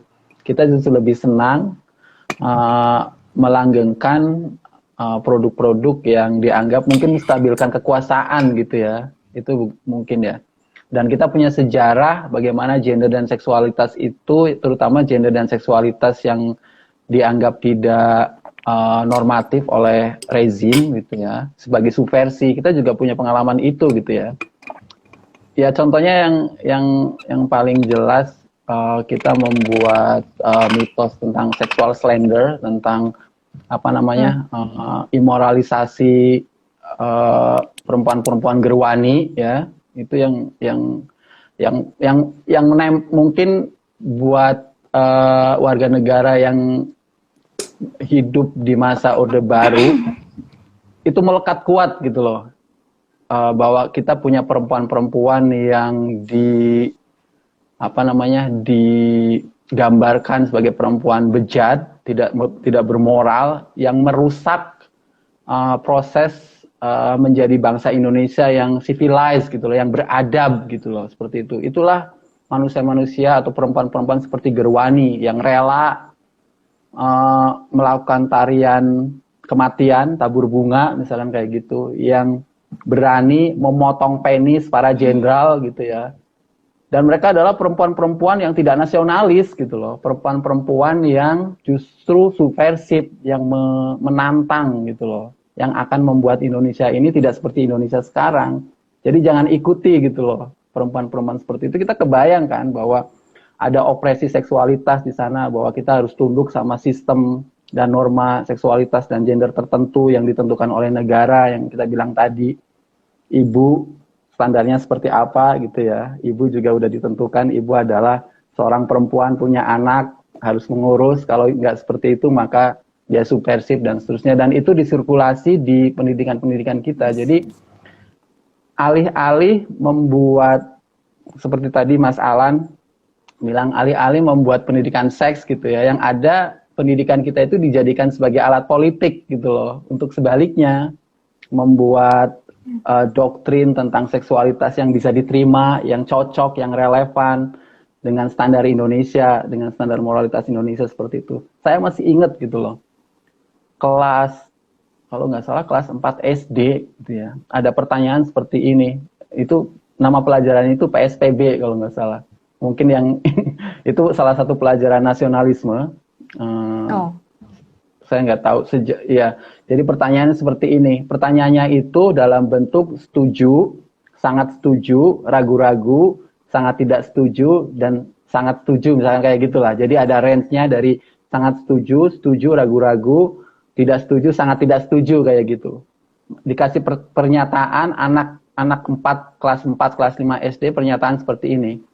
Perempuan Gerwani melakukan tarian telanjang di depan para jenderal, seperti itu. Misalkan salah satu contoh pertanyaannya seperti itu. Si murid itu dibentuk untuk setuju atau tidak setuju gitu loh. Kayak gitu. Jadi kita sudah melakukan penghukuman dari awal gitu ya, untuk membuat picture, ini loh perempuan-perempuan yang subversif, yang tidak cocok dengan nasionalisme kita. Pendidikan sejarah perjuangan bangsa. Ya seperti itu. Dan itu melekat sampai sekarang. Saya masih ingat bahwa kalau saya tidak beruntung, misalkan gitu loh, punya pengalaman kontak dengan teman-teman feminis gitu ya, dengan sejarawan-sejarawan kritis yang akhirnya bisa belajar ulang sejarah seperti itu, mungkin kesadaran bahwa perempuan-perempuan seperti Gerwani ini adalah perempuan yang tidak nasionalis, perempuan yang justru subversif, itu terus melekat di kepala kita. Dan saya pikir jutaan warga negara Indonesia yang hidup masa itu mengalami proses pendidikan seperti itu masih punya cara pandang seperti itu. Jadi bukan hanya susah gitu ya, pendidikan seks dan seksualitas yang komprehensif, yang mengenalkan tadi soal respek, soal hak, soal keadilan, tapi justru sebaliknya, pendidikan kita itu dijadikan alat untuk melakukan itu. Dan semoga pasca reformasi itu sudah berubah gitu ya. Doktrinasi. Saya selalu berpikir bahwa salah satu kuncinya adalah membuat pendidikan sebagai media pertobatan. Kita bertobat gitu loh lewat pendidikan itu, untuk mereverse sejarah kita, bahwa kita punya sejarah gelap yang mengoperasi seksualitas dan gender, dan kita seharusnya sekarang udah nggak seperti itu lagi, seperti itu. Jadi memang pendidikan itu penting. Dan yang lebih penting lagi, memahami bahwa pendidikan itu bukan media netral gitu ya. Ada rezimnya, misalkan kayak gitu. Jadi ya itu penting juga memahami bahwa knowledge atau pengetahuan, informasi yang disirkulasi lewat pendidikan itu adalah sangat mungkin adalah pengetahuan dan informasi versi kekuasaan gitu ya. Jadi penting sekali membuat media-media pendidikan alternatif di luar pendidikan yang mainstream gitu ya. Dan saya pikir itu juga kita yang percaya sama hal-hal seperti ini juga perlu mengupayakan gitu loh, dengan cara apapun lah yang kita anggap sederhana, entah live on Instagram, entah apapun gitu ya. Itu menjadi bagian penting dari pembentukan ulang kesadaran supaya nggak lebih toleran dan seterusnya seperti itu. Tapi sekali lagi memang kita punya kunci, pendidikan itu penting gitu ya. Ada komentar juga tadi dari Mas Alan. Memang susah sekali mengubah cara pandang bahwa seks dan seksualitas itu sesuatu yang bisa dipelajari gitu ya, sesuatu yang kalaupun kita nggak menganggap tabu gitu ya, atau menganggap kotor dan nggak boleh dipelajari, kita merasa bahwa seks dan seksualitas itu pengetahuan yang kita bisa tahu tanpa dipelajari gitu loh. Jadi ada anggapan bahwa kita nggak perlu belajar seks, nanti juga tahu sendiri kayak gitu. Jadi pengetahuan sistematisnya itu gitu ya, yang nggak terpengaruh oleh mitos dan kesalahpahaman itu susah di situ gitu loh, karena kita sudah punya cara berpikir bahwa seksualitas itu pengetahuan yang kita bisa tahu tanpa harus dipelajari dan seterusnya seperti itu. Itu hal-hal yang mungkin sangat penting gitu ya. Mulai ada kesadaran kritis, mungkin itu juga yang perlu didorong gitu ya di pelajar-pelajar sekarang yang kebetulan memang di banyak hal mulai punya keberanian untuk bersikap berbeda gitu ya.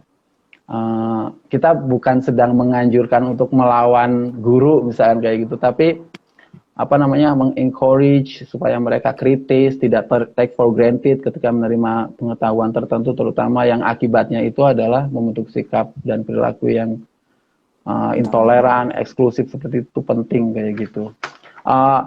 Satu lagi mungkin kita punya Pancasila ya, mungkin agak mendasar, nggak apa-apa. Sebelum itu aku boleh nambahin satu lagi nggak sebelum masuk ke situ? Iya, mungkin satu lagi yang bisa ditambahkan adalah mengenai ini, bahwa gender dan seksualitas itu kerap kali menjadi menjadi salah satu hal yang dipertimbangkan untuk proyek pembangunan gitu, dan salah satunya keterkaitannya dengan reproduksi gitu. Nah, itu juga yang biasanya dibenturkan tuh dengan keragaman gender dan seksualitas, dan itu jadinya mengapa menjadi justifikasi tambahan bahwa teman-teman yang beragam ini itu tidak boleh ada karena itu juga akan menghambat pembangunan di Indonesia. Padahal kalau misalnya kita melihat balik lagi ke sejarah tadi Nusantara, mereka juga punya peran dan punya kontribusinya sendiri ke dalam masyarakat gitu loh, dan itu seharusnya tidak dinegasikan, tidak dihapuskan gitu. Ketika orang diakui, mereka diterima untuk menjadi diri mereka apa adanya, kontribusi terhadap Indonesia itu bisa dilakukan dengan cara apapun, gak cuma sekedar dari reproduksi doang. Itu aja sih tambahan dariku. Ya betul sekali bahwa memang opresi gender dalam arti kita memaksa orang untuk punya gender role atau gender identity tertentu karena ada proyek-proyek pembangunan, dan seringkali itu complicated dengan proyek nasionalisme juga gitu ya.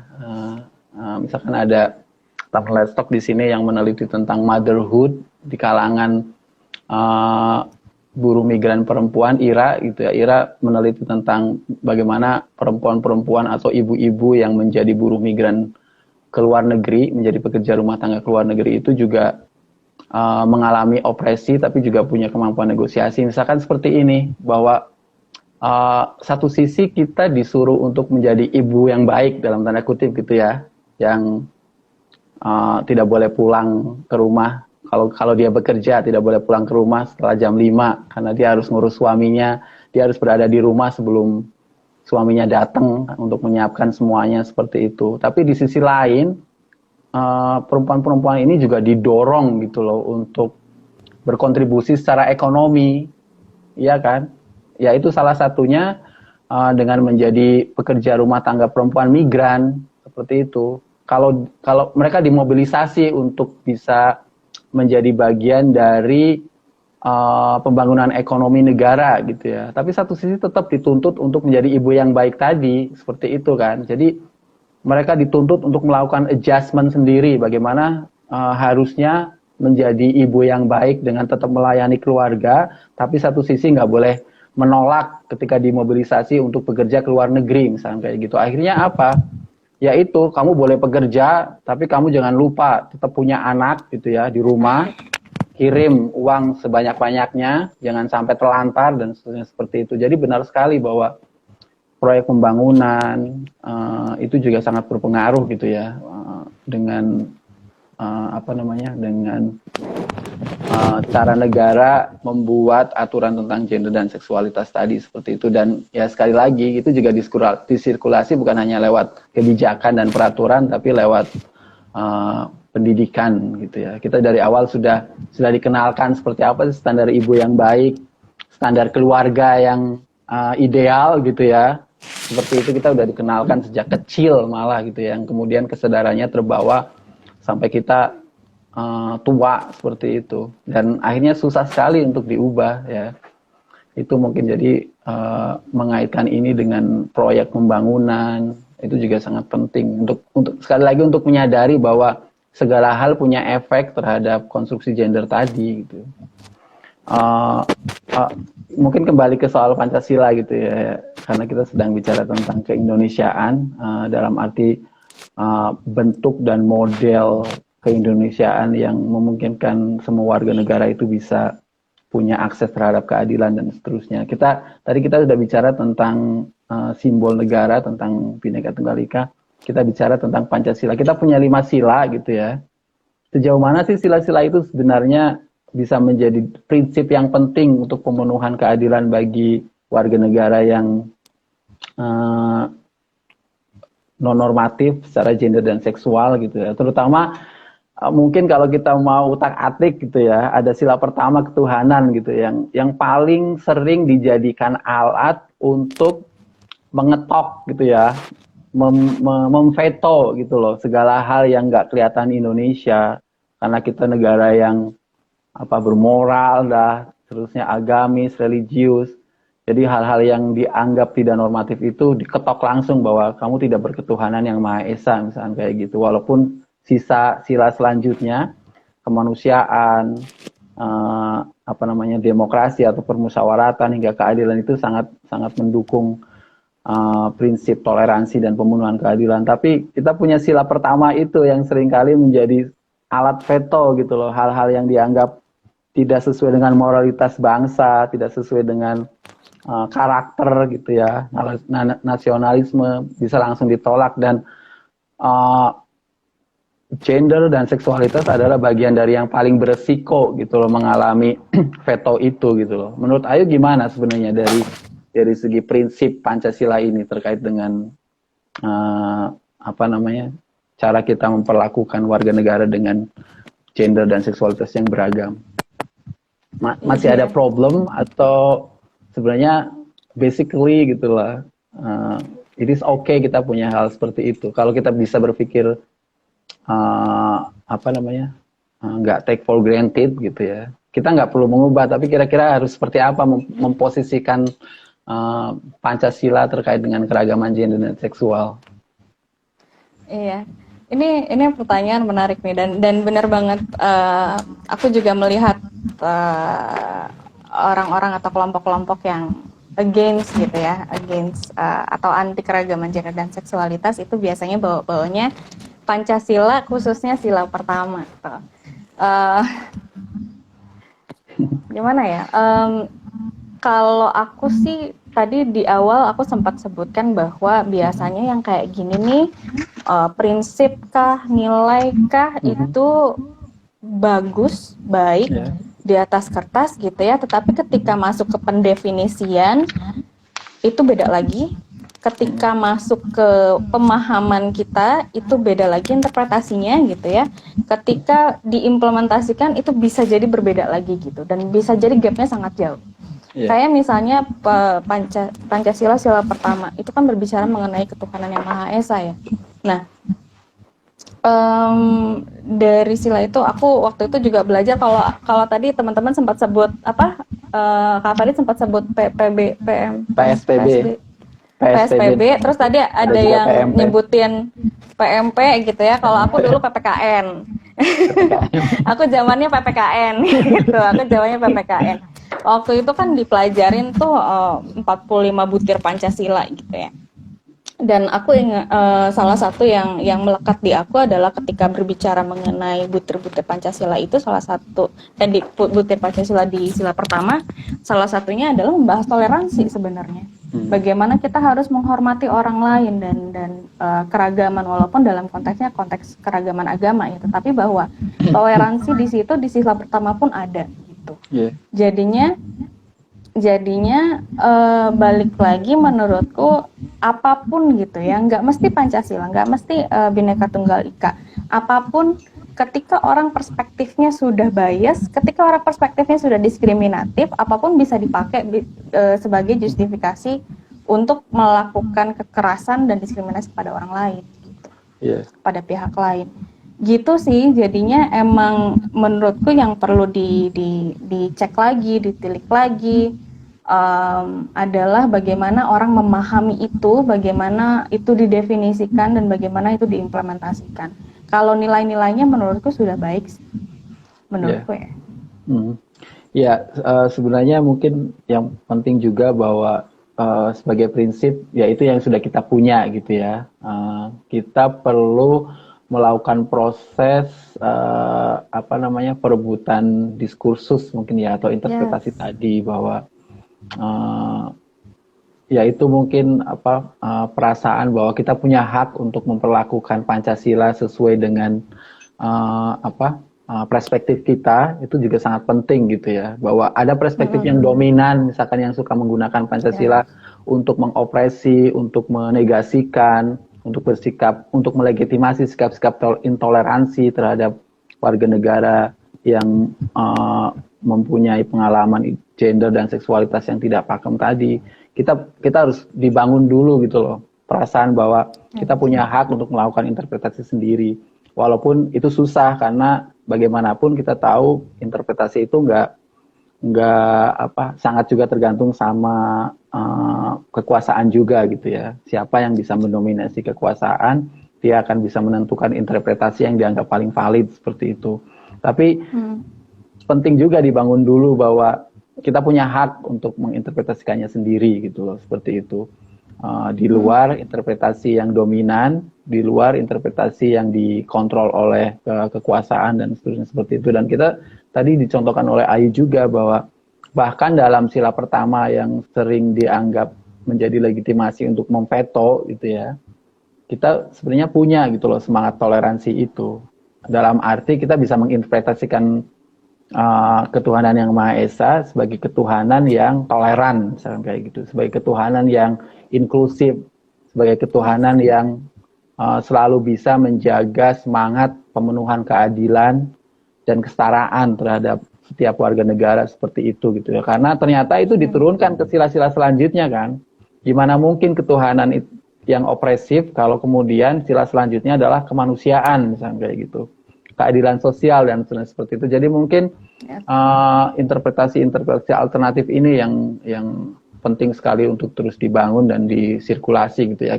Yang paling penting juga bahwa meski dari segi prinsip mungkin dianggap final gitu ya, kita tidak harus berpikir secara take for granted gitu ya, bahwa dengan menunggalkan interpretasi tertentu kita tetap harus bisa bersikap kritis gitu ya, bahwa ideologi negara pun bisa dikritisi dalam tanda kutip gitu ya, bisa dipikirkan secara kritis gitu loh, bisa didekati dan dibicarakan secara kritis sehingga kita benar-benar punya konsep kebangsaan, punya konsep dasar-dasar negara yang sepenuhnya bisa menjadi fondasi bagi pemenuhan keadilan dan kesetaraan untuk semua warga negara tadi, seperti itu.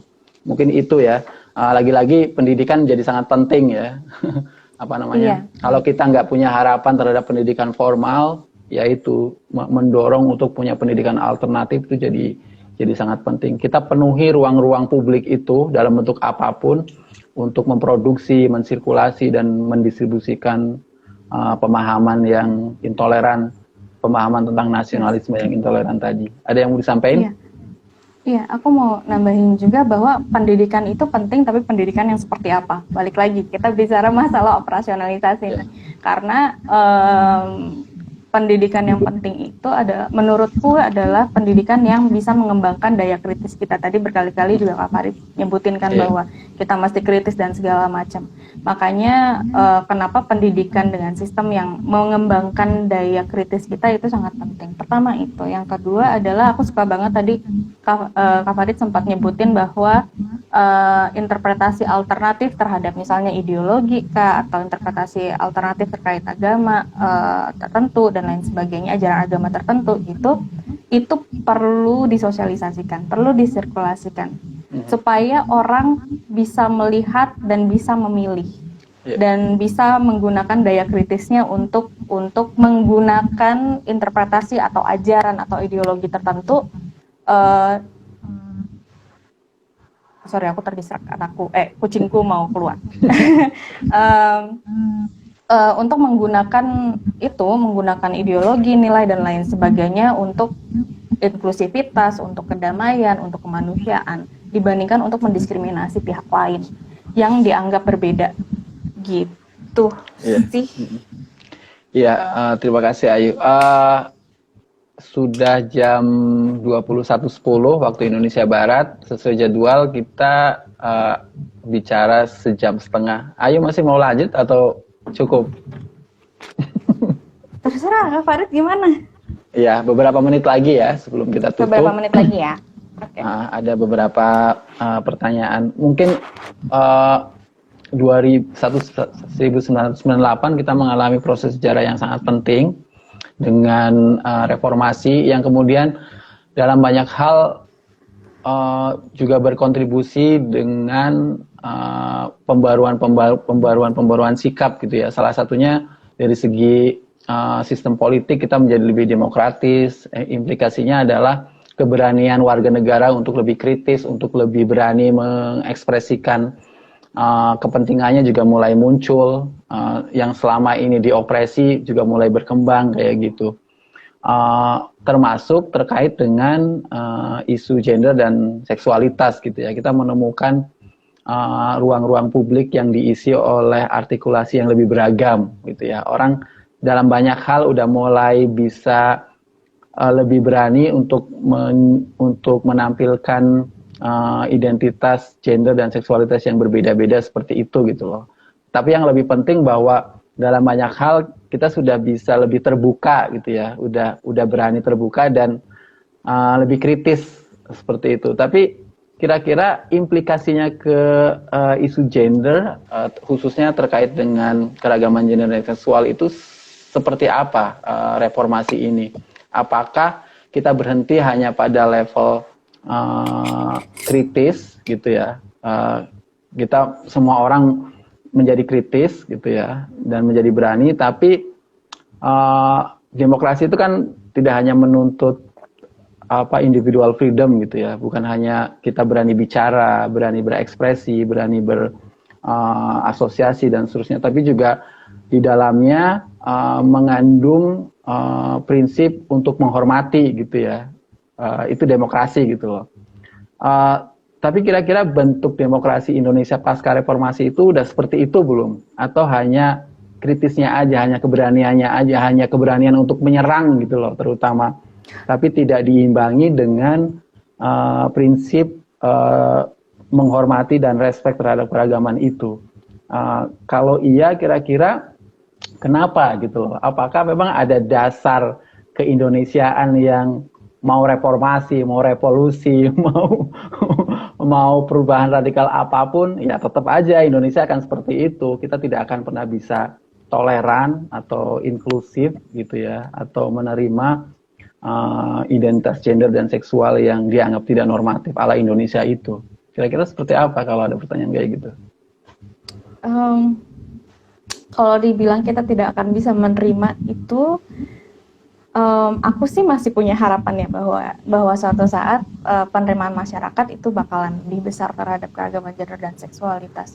Tetapi again bahwa demokrasi itu membuka peluang suara, tidak hanya peluang suara yang menyuarakan inklusivitas, menyuarakan respect terhadap keberagaman dan perbedaan, gitu. Tapi juga memberikan peluang juga bagi suara-suara yang sebaliknya, yang anti justru gitu. Makanya kalau tadi juga kan Kak Fari sempat sebut soal perebutan diskurs, perebutan wacana, mana nih yang lebih bergaung di masyarakat kita dan segala macam, itu yang mungkin jadi satu hal yang sangat tricky gitu. Dan makanya kenapa advokasi itu harus dilakukan oleh banyak sekali pihak dengan berbagai macam cara dan berbagai macam jalan gitu. Dan itu yang selama ini berusaha dilakukan oleh berbagai kelompok juga, termasuk salah satunya kelompok feminis yang juga beragam gitu. Kelompok yang berbicara mengenai isu edukasi, mengenai isu kesehatan reproduksi dan seksual, mengenai keragaman gender dan seksualitas. Allyship itu menjadi sangat penting untuk bisa menyuarakan dan mengalahkan suara-suara yang lebih ke anti toleransi. Itu sih. Iya, jadi juga harus ada Bhinneka Tunggal Ika dalam gerakan feminisme ya. Iya, makasih Ayu, dan saya pikir itu hal yang sangat penting untuk menyadari bahwa bahkan ketika kita sudah merdeka pun gitu ya, kita masih harus berjuang gitu loh. Jadi perjuangan atas keadilan, perjuangan atas kebebasan, perjuangan untuk membangun sikap respek itu harus terus berlanjut meskipun secara official atau secara formal kita sudah menjadi negara yang merdeka. Jadi tergantung lagi sama yaitu konsepsi kita tentang kemerdekaan itu, apakah kita cukup merdeka dari yang disebut penjajahan ofisial tadi, ataukah merdeka sepenuhnya dari opresi, dari intoleransi, dari eksklusivisme dan seterusnya, sehingga Indonesia ini benar-benar bisa menjadi ruang yang aman dan nyaman yang bisa menjamin pemenuhan keadilan dan hak warga negara, baik hak sebagai individu, hak sebagai warga negara maupun hak asasi manusianya, seperti itu gitu ya. Dan kita masih melihat banyak problem di level itu. Itu artinya di level substansi kita sebenarnya masih mengalami dalam tanda kutip penjajahan tadi gitu ya, masih mengalami opresi, masih mengalami penindasan dalam praktek-praktek dan bentuknya yang berbeda-beda itu. Itu artinya kita perlu harus semangat untuk melakukan perjuangan itu gitu ya. Tadi aliansi itu penting, mengakui bahwa kita sama-sama berjuang itu juga sangat penting gitu ya, sehingga kita punya versi Indonesia yang lain lagi gitu ya. Kalau tadi Ayu bilang jangan biarkan Indonesia yang eksklusif, Indonesia yang intoleran itu menjadi Indonesia yang dominan kayak gitu. Jadi kita perlu membuat alternatif, walaupun nggak dominan, tapi kita punya alternatif keindonesiaan yang toleran seperti itu, keindonesiaan yang lebih mendukung pemenuhan hak warga negaranya, apapun identitas gender dan seksualitasnya tadi. Sebelum penutupan, saya pengen punya pertanyaan satu lagi. Menurut konsep ideal Ayu gitu ya, Indonesia atau nasionalisme Indonesia yang inklusif itu harusnya seperti apa sih gitu loh? Apakah Indonesia yang yang seperti tadi, apapun gender dan seksualitasnya bisa bebas berekspresi, bisa bebas berasosiasi, mencari kerja, melanjutkan pendidikan sesukanya, nggak seperti sekarang misalkan kalau ada mahasiswa ketahuan dia itu non hetero, kita langsung bahkan berani mendeo ya, atau seperti apa, atau bahkan hak-hak yang lain. Jadi dalam konsepsi ideal Ayu, Indonesia yang paling inklusif dari segi keragaman gender dan seksual itu seperti apa? Walaupun nggak bisa dipraktekkan, tapi kira-kira konsepsi idealnya itu seperti apa sih gitu loh? Mudah-mudahan suatu saat bisa ya. Mudah-mudahan suatu saat bisa menjadi kenyataan. Tapi aku sendiri berharap bahwa semua orang punya kemampuan untuk memilih Indonesia yang respectful terhadap keberagaman manusia. Gitu. Tentu saja itu harus didukung dengan akses terhadap pendidikan yang juga memberikan memberikan wacana alternatif yang tadi sempat kita bahas juga gitu. Supaya apa? Kalau misalnya orang tidak terpapar dengan wacana-wacana alternatif yang lebih mendukung inklusivitas dan toleransi, ya gimana orang bisa memimpikan Indonesia yang lebih inklusif dan toleran? Gitu sih. Menurutku itu aja dulu mungkin untuk mimpi menengahnya, jangka menengahnya. Kalau misalnya yang ideal-ideal banget, ya berharapnya sih kita bisa hidup berdampingan dengan siapapun dan bisa respect dengan perbedaan itu. Iya. Jadi Indonesia yang memberi ruang warga negaranya untuk bisa memilih gitu ya, dan mengartikulasikan pilihannya itu jadi sangat penting. Iya, artinya membiarkan warga negaranya untuk menjadi dirinya sendiri. Itu penting sekali gitu ya. Jangan memaksakan pilihan kita ke orang lain gitu ya. Itu yang lebih sering terjadi saat ini kan, bahwa pilihan kita merasa yang paling benar, paling valid, paling standar, lalu kita berusaha memaksa menerapkannya kepada orang lain, padahal orang lain punya standarnya sendiri untuk menjadi Indonesia gitu ya, untuk menjalani Indonesia dan seterusnya. Artinya kemampuan untuk memilih juga harus dijamin sama negara gitu ya. Kapasitasnya bukan cuma harus diusahakan secara personal, tapi negara harus mengusahakan supaya warga negaranya punya kemampuan untuk membuat pilihan itu gitu ya. Dan itu artinya lagi-lagi bahwa pikiran tentang Indonesia yang sudah final, bentuk Indonesia yang sudah tidak boleh diganggu gugat, harga mati itu juga harus diubah gitu ya. Bahwa Indonesia masih selalu bisa diubah untuk menjadi Indonesia yang lebih baik. Bahkan ketika Indonesia sudah baik pun gitu ya, kita harus punya pikiran-pikiran yang lebih ideal lagi seperti itu. Artinya itu juga hal yang harus dibangun di kalangan kita, dan mungkin yang perlu digarisbawahi bahwa semoga kita berharap ini nggak jadi hanya obrolan saya dan Ayu malam ini, tapi menjadi obrolan publik yang lebih luas gitu ya. Kita bisa menghadirkannya di obrolan waktu minum kopi dan segala sesuatunya seperti itu. Jadi sirkulasinya akan menjadi lebih luas. Sekali lagi terima kasih Ayu sudah menjadi special guest Let's Talk malam ini di edisi live on Instagram edisi 46 special edition tentang keindonesiaan yang inklusif dan toleran terhadap keragaman gender. Terima kasih juga kepada para audiens yang bersedia berpartisipasi dan bergabung hingga akhir acara. Saya pikir lumayan banyak yang ikut. Semoga lagi-lagi bahwa proses-proses seperti ini terus berlangsung gitu ya, dengan pikiran bahwa kita nggak punya Indonesia yang final. Indonesia harus terus berkembang sampai akhirnya idealitas versi kita itu bisa muncul gitu ya.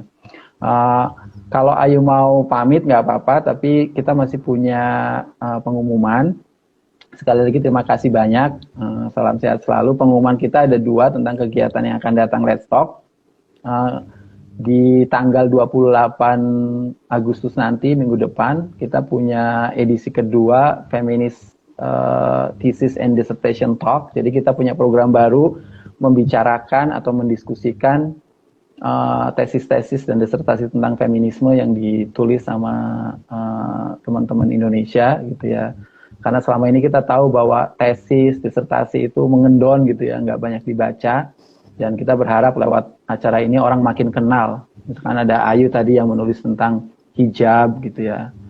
Edisi lalu kita sudah bicara tentang karir di dunia akademik, dan nanti tanggal 28 edisi kedua kita akan bicara tentang representasi perempuan, komparatif study antara Indonesia dan Norwegia, menghadirkan Dr. Ambarwati yang menulis disertasi tentang itu. Ambarwati adalah lulusan Universitas Indonesia dan akan dengan senang hati sharing disertasinya. Jadi minggu depan di edisi FTDT tanggal 28 Agustus jam 19 lewat Zoom ya. Nanti informasi detailnya bisa dicek di akun sosial media Let's Talk. Kemudian tanggal 9 September kita akan punya talk show dengan tema gereja, Katolik, dan kekerasan seksual. Kita akan mencoba membangun breaking the silence gitu loh, ketika kita bicara untuk mulai membicarakan isu-isu kekerasan seksual yang melibatkan institusi gereja. Kita sedang menyiapkan acara itu dan semoga nanti tanggal 9 September acaranya akan terlaksana. Kita sedang mencoba menghubungi para narasumbernya. Dan nanti tanggal 24 September kita akan ulang tahun kedua Let's Talk dengan spesial event. Kita akan public forum dengan tema produksi pengetahuan feminis di Indonesia, kontekstualisasi dekolonialisasi dan menguatkan tradisi. Kita mengundang beberapa narasumber penting yang selama ini intens secara khusus melakukan kerja-kerja produksi pengetahuan feminis di Indonesia. Nanti ada Mbak Intan Paramadita, ada Kak Marta Hebi, terus juga ada Henry Yunus, terus juga ada Ishak Salim yang akan bicara dari perspektif difabel, dan kemudian juga ada Ebi Gina yang akan sharing informasi tentang kerja jurnal perempuan gitu ya. Dan juga nanti ada Profesor Nina Nurmila yang akan sharing informasi dari perspektif feminisme Islam, bagaimana feminisme Islam di Indonesia menawarkan pengetahuan feminisme Islam ala Indonesia yang mungkin berbeda dengan feminisme Islam lain. Jadi catat tanggalnya 24 September jam pagi ya, jam 9 pagi. Akan diisi juga dengan pentas seni beberapa seniman feminis seperti Dewi Nova, kemudian juga ada Kak Ibed, Subeda Johar, dan Rirda Taneko yang akan ngasih monolog. Jadi itu ya. Sekali lagi terima kasih banyak teman-teman yang sudah hadir, terutama kepada Ayu. Terima kasih banyak untuk sharing. Jangan bosan ya kalau nanti diundang lagi.